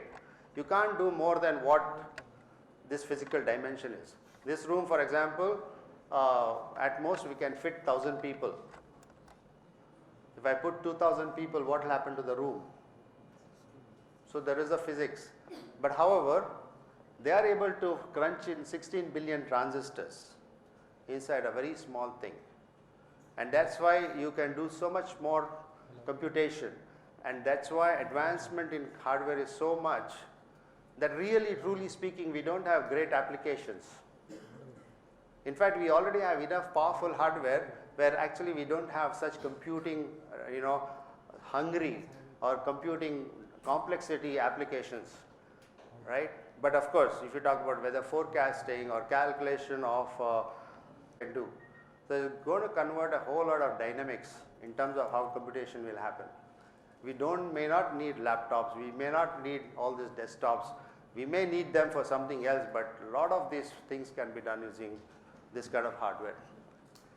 Second, why is it getting advanced? Is because on the other side, you talk about artificial intelligence and machine learning, algorithms, they have been continuously being improved. We have different ways of solving or coming up with AI techniques. I'm not going to get into the details, I just put a snapshot. If you take each one of these categories, whether supervised, unsupervised, semi-supervised, self-supervised, deep learning, all of these techniques, as I speak, it is getting advanced. Okay, thousands and thousands of people are working on it, either in a formal way through universities, and there are hobby clubs. There are people who just want to work on it, just to get some kick out of it. So on the other side, where the hardware is getting very powerful and very, advancing, the software side, not the software side, the math side of it, the mathematics side of it, which is statistics and all of linear algebra and all of that, it's getting even more advanced. And this is where India has a beautiful position to play. Why? Because predominantly Indians are good in math, physics. 2, it doesn't really need a huge amount of capital investment like a semiconductor. But if you notice one thing, the country is actually investing a huge in semiconductor. I don't know if you heard that the country is investing more than, I think, 10,000 crores to build fabs. You must be wondering, why are they doing this? The reason why you have to do it is for, like I said, that if only China and US and a few of European countries have that capability, India can never be at number 3, what Narendra Modi is saying, actually. You need to be very strong at the core, you have to be very strong at the research side of it, and you have to build on top of it. And that is why, if you notice, that India is trying to invest a lot in the semiconductor industry. And therefore, all of you electronic students, you have a huge opportunity. Either you go into the manufacturing side or you go into the design side.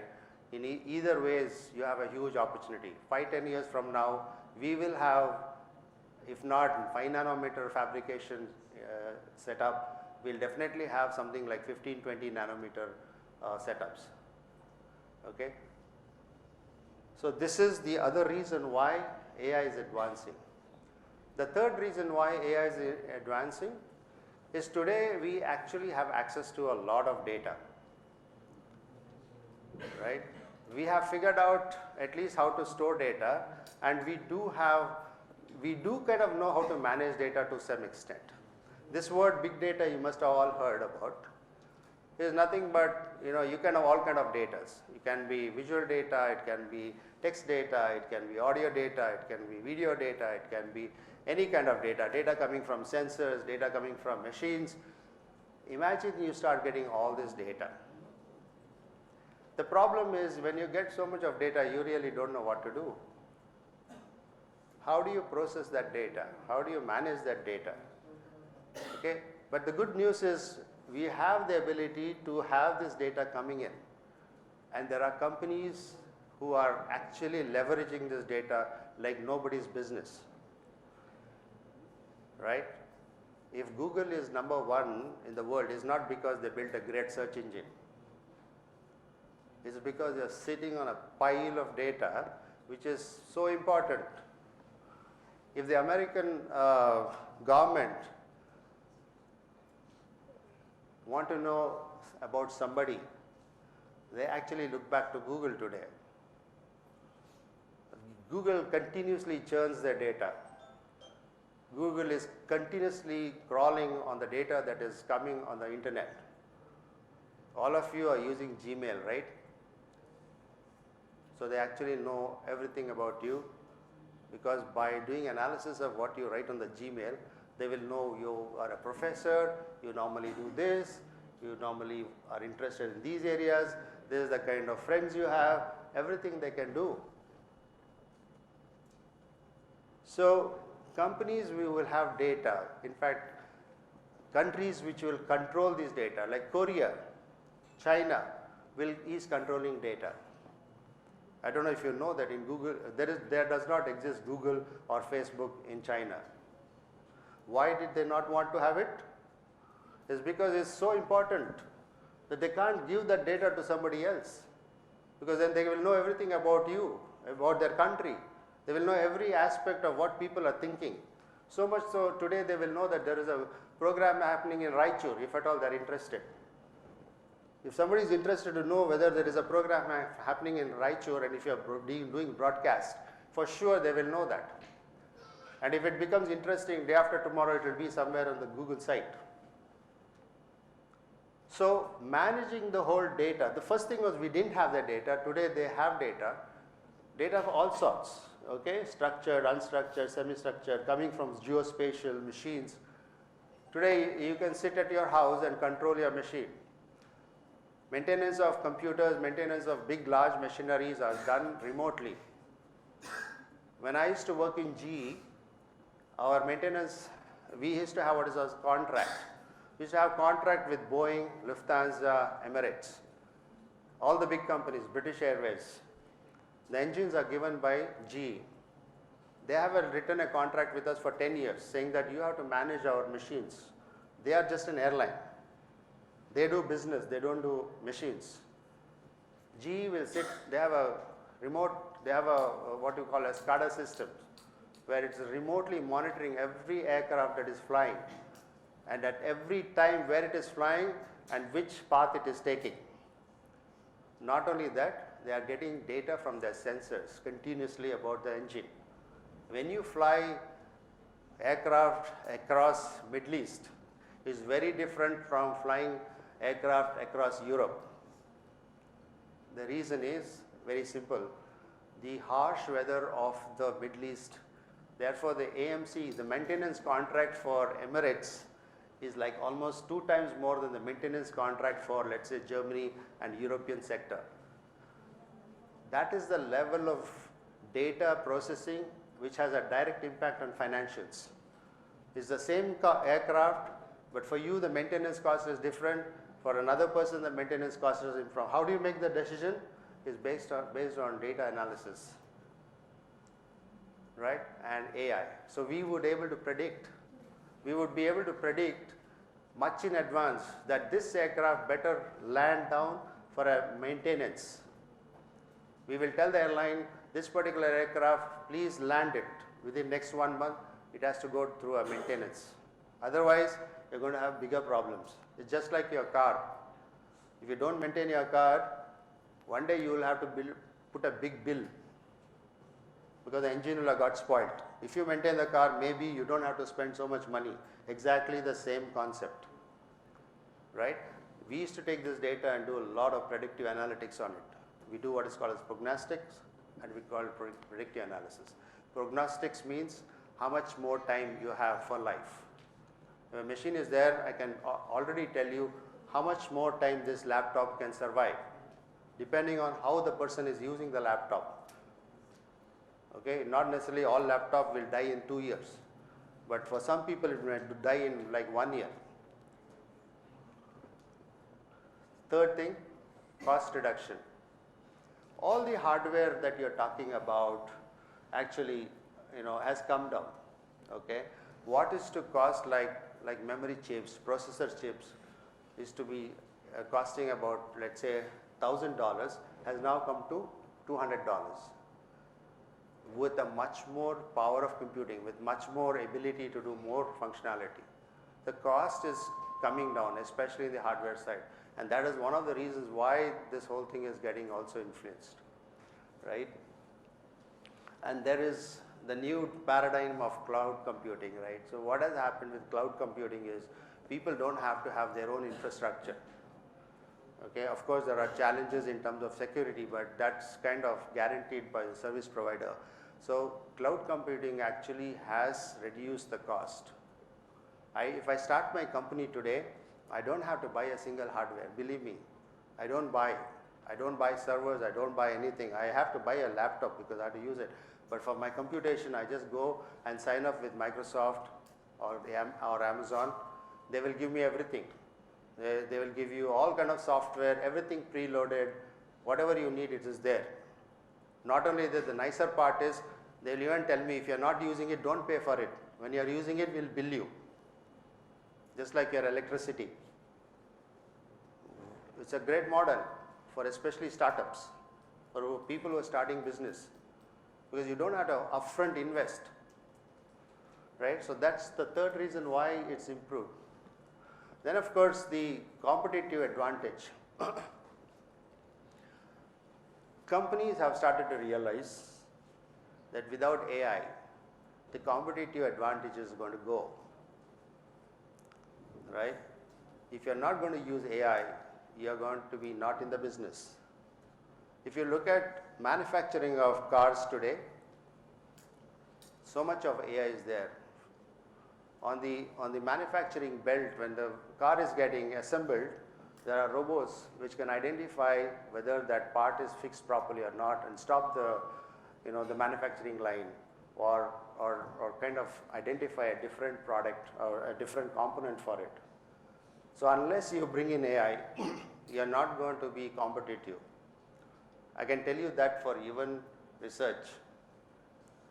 Okay, this professor is sitting here, but ChatGPT, I used to take like 6 months to get literature out way back. I spent almost 8 months doing nothing in my PhD because we used to go to the library, get them journals. It's not available somewhere in IEEE USA. Only ISC had all of that. Today, that's not the scene. What would take you 6 months, you can do it in like 6 days. That's the speed at which you have to operate. The only reason, obviously if you don't do it, you're not competitive. If you make a great product today, by the time you bring it to the market, it's outdated. So what's so great about it? So this is the dilemma India is facing actually. India is a great follower, but India is struggling with leading. It's also because we haven't invested in research, not just people, but also equipments. Imagine if somebody is going to do 5 nanometer chips, imagine for a minute, what should be the complexity of the machine that has to make the 5 nanometer chip? What is the complexity of the machine which can make the 5 nanometer chip? So anybody heard of a company called ASML? ASML is a Dutch company. They are the largest producers of making chip. They sell their machineries to the chip manufacturing. And they have a complete stranglehold on that. Netherlands is not a big country, it's a small country. They have mastered it. If TSMC has to make chips, they have to go to ASML to get the equipments, the tools. And that's the gap. And that's the speed at which things are happening today. So if you are not competitive, then you are in big problem. The fifth one is automation. Everybody is looking at automation, which fundamentally means that a lot of jobs will go. Okay? Don't be under the assumption that our jobs will be there. There will be jobs, but it will be a different kind of jobs. What you study today, you have to continuously be on it. It's not like I get my degree and I'm done with it. So you have to continuously innovate yourself to figure out whether you have a job or not, and that's exactly what's happening in the companies. I don't know if you heard today's newspaper, Google is throwing out 10,000 people. When Google like company, which is very, very profitable, is going to ask people to leave, they're not asking them to leave because they don't have money. They're asking people to leave because they're no more needed. Their competency is no more needed. Right? It's not like the company is bankrupt. So you have to continuously innovate. I can tell this even, I can extend this logic even in the academics, even in education. When you go to the class today, in my days we used to sit quietly and listen to a professor. I hear from professors now that students, ChatGPT is there, give them any problem, they'll make the assignment and come. So what do the teachers do? They go to the Google and read everything and come. So unless you innovate, unless the academics also innovate, then the question is, do we need so many professors? If this is what is going to happen, do we need, and of course everything was fast forward because of COVID. This wouldn't have happened so fast, but because of COVID, the whole technology got fast forwarded. Right? The whole concept of remotely teaching has fast forwarded because of not that technology was not there, but technology is there. Within 2 years, now everybody uses video conference. Nobody travels like crazy, like before. Right? Video conferencing is there, everything is there. You don't have to really travel unless you have to meet the person in face to face. There's no need to travel. You can get a professor from MIT to teach you on digital signal processing today. One of the best professors from MIT will teach you digital signal processing. So this is another big problem, especially for a country like India. It's going to be a big problem because we have a huge population.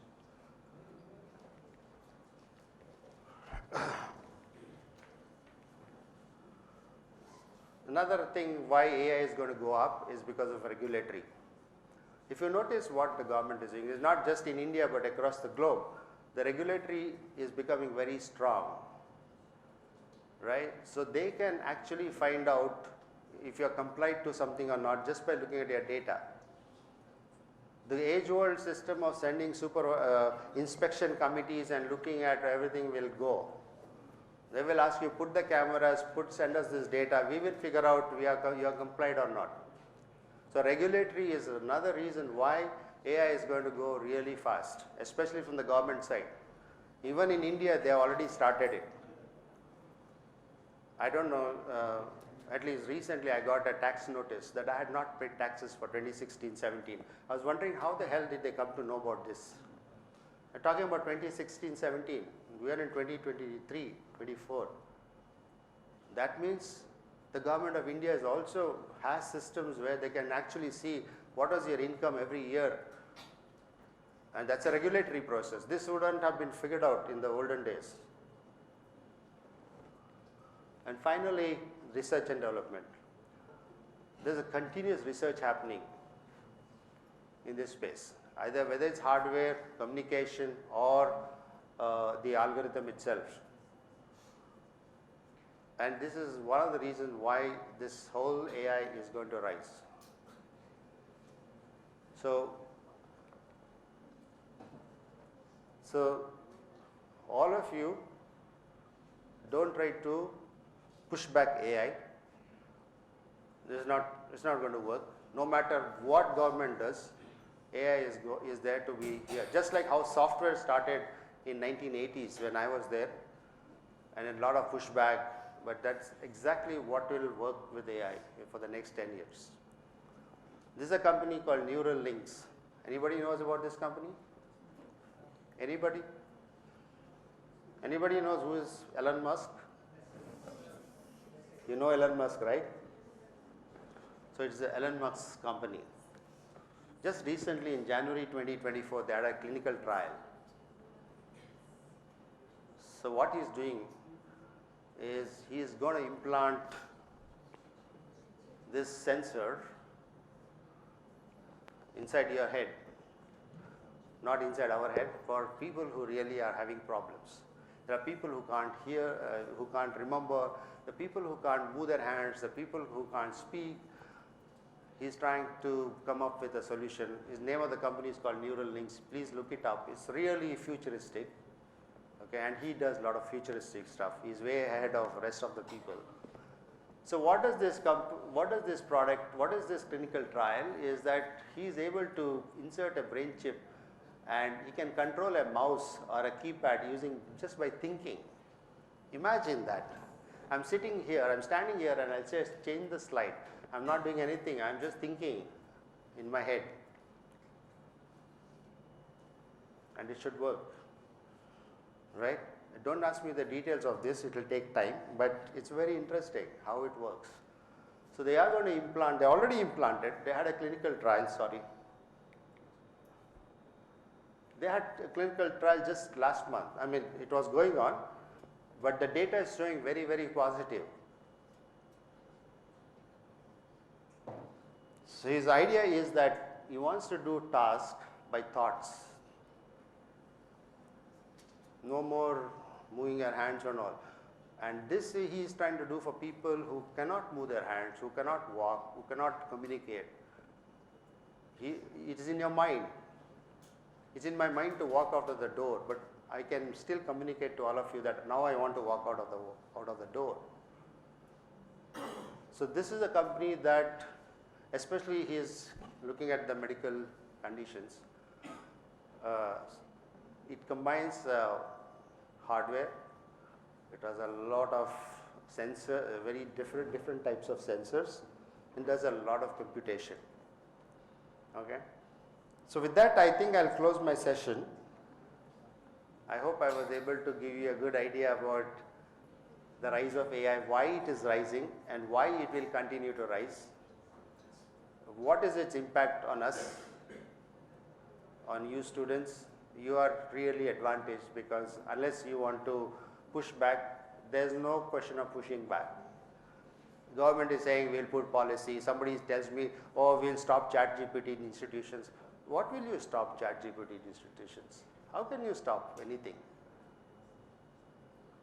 It's like telling me all of you cannot use Gmail. And by the way, it is supporting learning, it's supporting thinking. The problem is that we have to tell them that, look, you can use all this, but where is your creative side? Don't cut and paste, don't copy paste it. Now you used it, great. But tell me what else you did on top of it. What else you can do on top of it. That should be the attitude. Because pushing back, stopping, it will not work. It will never work. We have seen that. Okay? Right. So, any time for question, or any questions, anybody? Any inputs, any questions?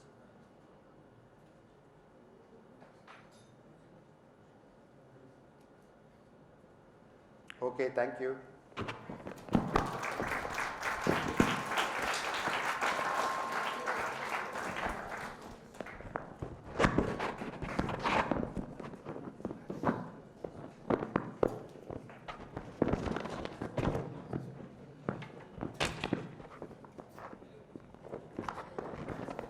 Thank you very much, sir, for sharing your profound knowledge in AI. The session was really good. Even we were involved so much and we didn't find the time when it has passed. We came to know the importance of AI and big data and cloud computing. Thank you so much, sir. Now, I would like to invite our next keynote speaker, none other, Dr. Chalvadi Vishnu from Indian Institute of Technology, Tirupati. It will be my honor to invite Dr. Chalvadi Vishnu sir on the stage for his Thinker's World in the field of optical communication.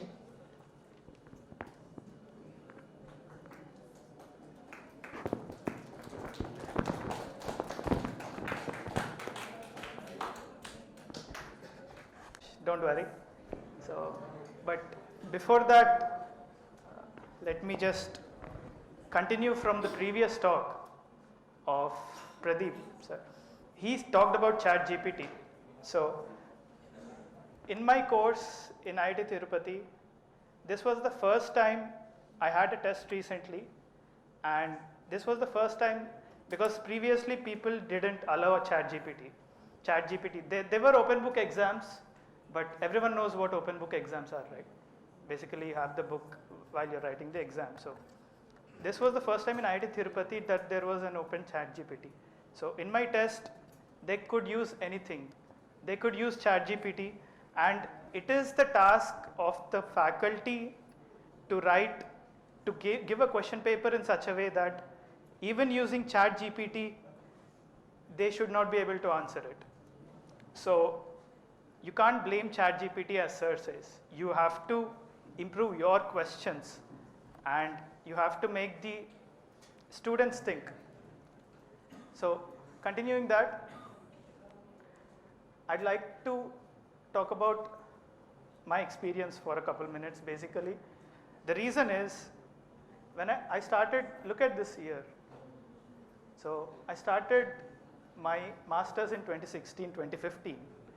So, this is important because by this time the machine learning stuff was starting to get mainstream. It was still not yet mainstream. Like 2010, that is when the people started talking about machine learning online, but not in India yet. I'll talk about the reason why. So, because of that, what happened was, I'll show you a problem of identifying helmets. So, this was done with Hyderabad Traffic Police, but this was the first time people did it in India.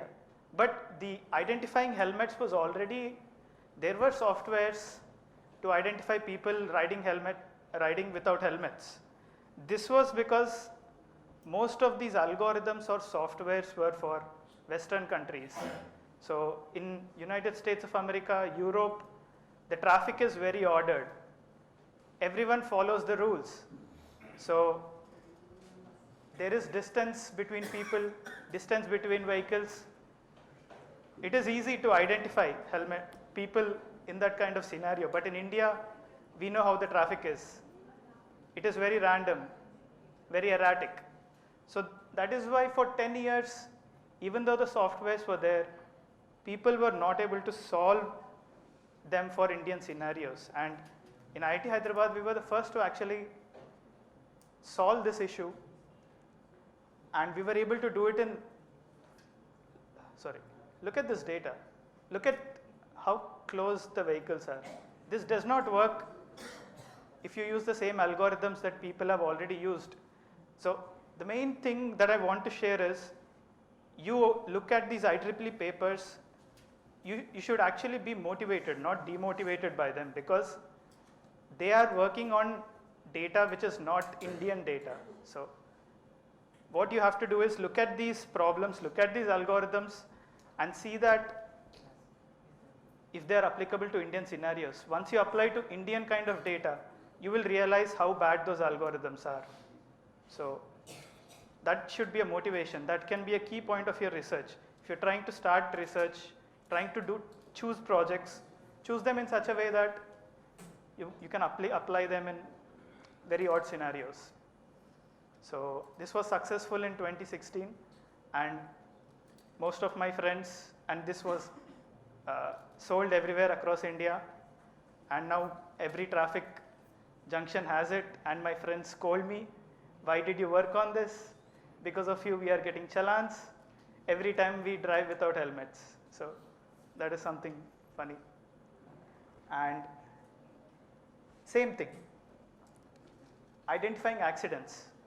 Softwares were already there, but for Indian scenarios, they didn't work. Identifying when an accident is going to happen, as Pradeep sir already told, if they want to identify what is going to happen, if they want information, they already know it. So accidents, identifying when an accident is about to happen and give a notification to the traffic headquarters. Same thing. Another main thing I want to talk about very clearly is, I sense a lot of confusion when people ask you, what is machine learning? You get confused. Like, what are these three terms? We see them, people use them interactively, they don't know when to use which. So I just want to give an overview when to use. Basically, when people say artificial intelligence is very broad. Think of them like a country's rules. So country's rules are very less, right? So they'll just have like 10 rules for a country. But as you get deeper, the rules start increasing. Machine learning is like that. Machine learning is like state rules. So now state rules get added along with the country's rules. So in machine learning, you're now making computers to actually understand this data. So that is machine learning. Artificial intelligence is, you don't even have any computer earlier. So here computers enter in machine learning, where you try to understand the data and what happens. Then deep learning. So in deep learning, what happens is you're actually trying to construct a computer itself to think like a human. You're trying to mimic a human. So we now come back to local city rules. So by city, it becomes very restrictive, right? All the rules, you have a multitude of rules now. So this is basically the main difference. And when people say machine learning, you generally identify, so everyone uses water filter, right? Water filters. So these water filters should be used to get finer and finer data. So the filter has to have very small holes. And because of that, these small holes, you get pure water. That is machine learning. But how small the hole should be to get how much pure data, that is deep learning. Everyone get the difference now? So here you already know the size of the hole of the filter, water filter, but deep learning will automatically tell you how small the hole should be of the filters to get how much pure data. So don't, maybe you now have better clarity. But there is an issue. Another thing I want to say is, in India, the AI departments or funding for AI started in 2015. So you can see that we are for context, in other countries, the AI funding started from 1920s.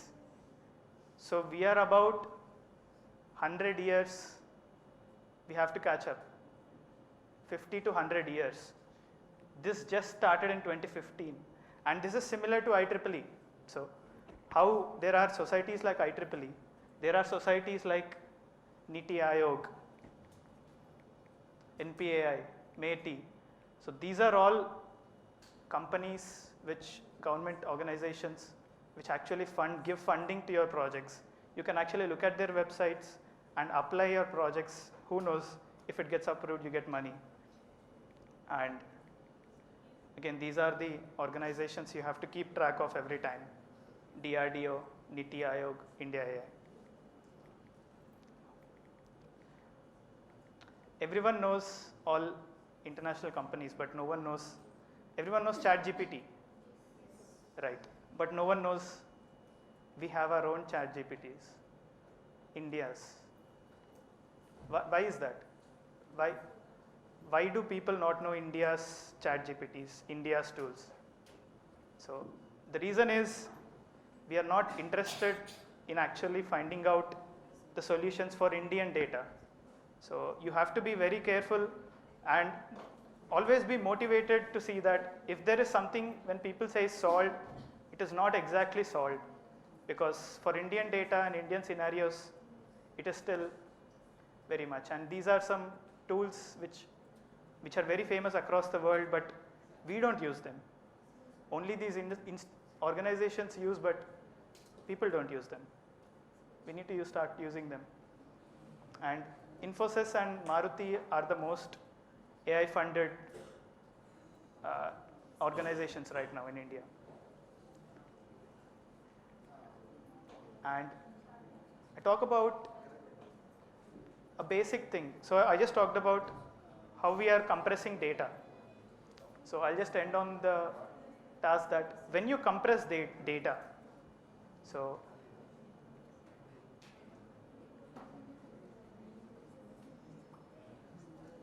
yeah. So when you compress data, what happens is you are actually losing some crucial information, some critical information. And because of this critical information, what happens is you can actually introduce, so this is like a mask. So it depends on, let's say if you want to get into a bank and it only takes ID card as your reference. So when it has less checks, because of the less checks, you can actually introduce noise in such a way that these machine learning algorithms and deep learning algorithms will get fooled. So everyone is using machine learning, everyone is using deep learning, but my research for the past 2 to 3 years was finding out that these algorithms are not perfect. If you introduce noise in such a way that if I attach a sticker on this stop signal, so I have algorithms to find out where to put a white color sticker. I put a sticker here and it will say for this self-driving car that it is not a stop signal, it is a go signal. So this is called as an adversarial attack. And these are done on currently being used algorithms, these adversarial attacks. So you have to know that even these algorithms are not perfect, and this area is very hot right now, because imagine if you buy a self-driving car and your parents or someone is using it. They are going on a road and something like this happens, a sticker with some noise doesn't stop. What happens?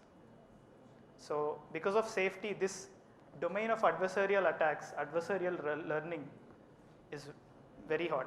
So that is one topic of research, and I would like to end on that, where we try to do these attacks on different scenarios. So this is something which Tesla uses from Elon Musk, and we were able to fool that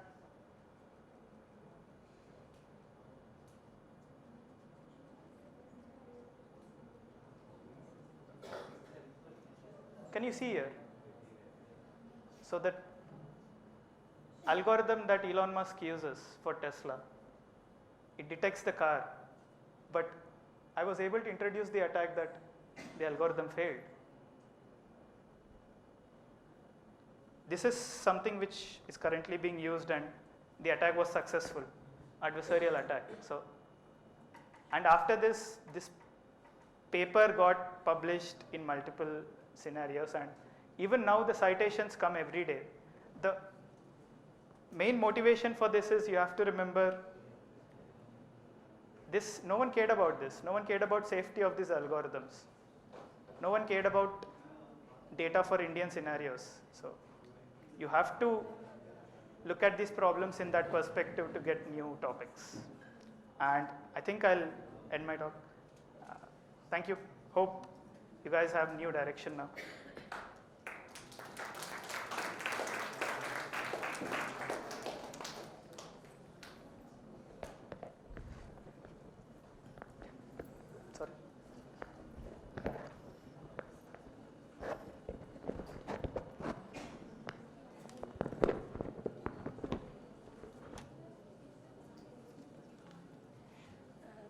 Thank you, sir.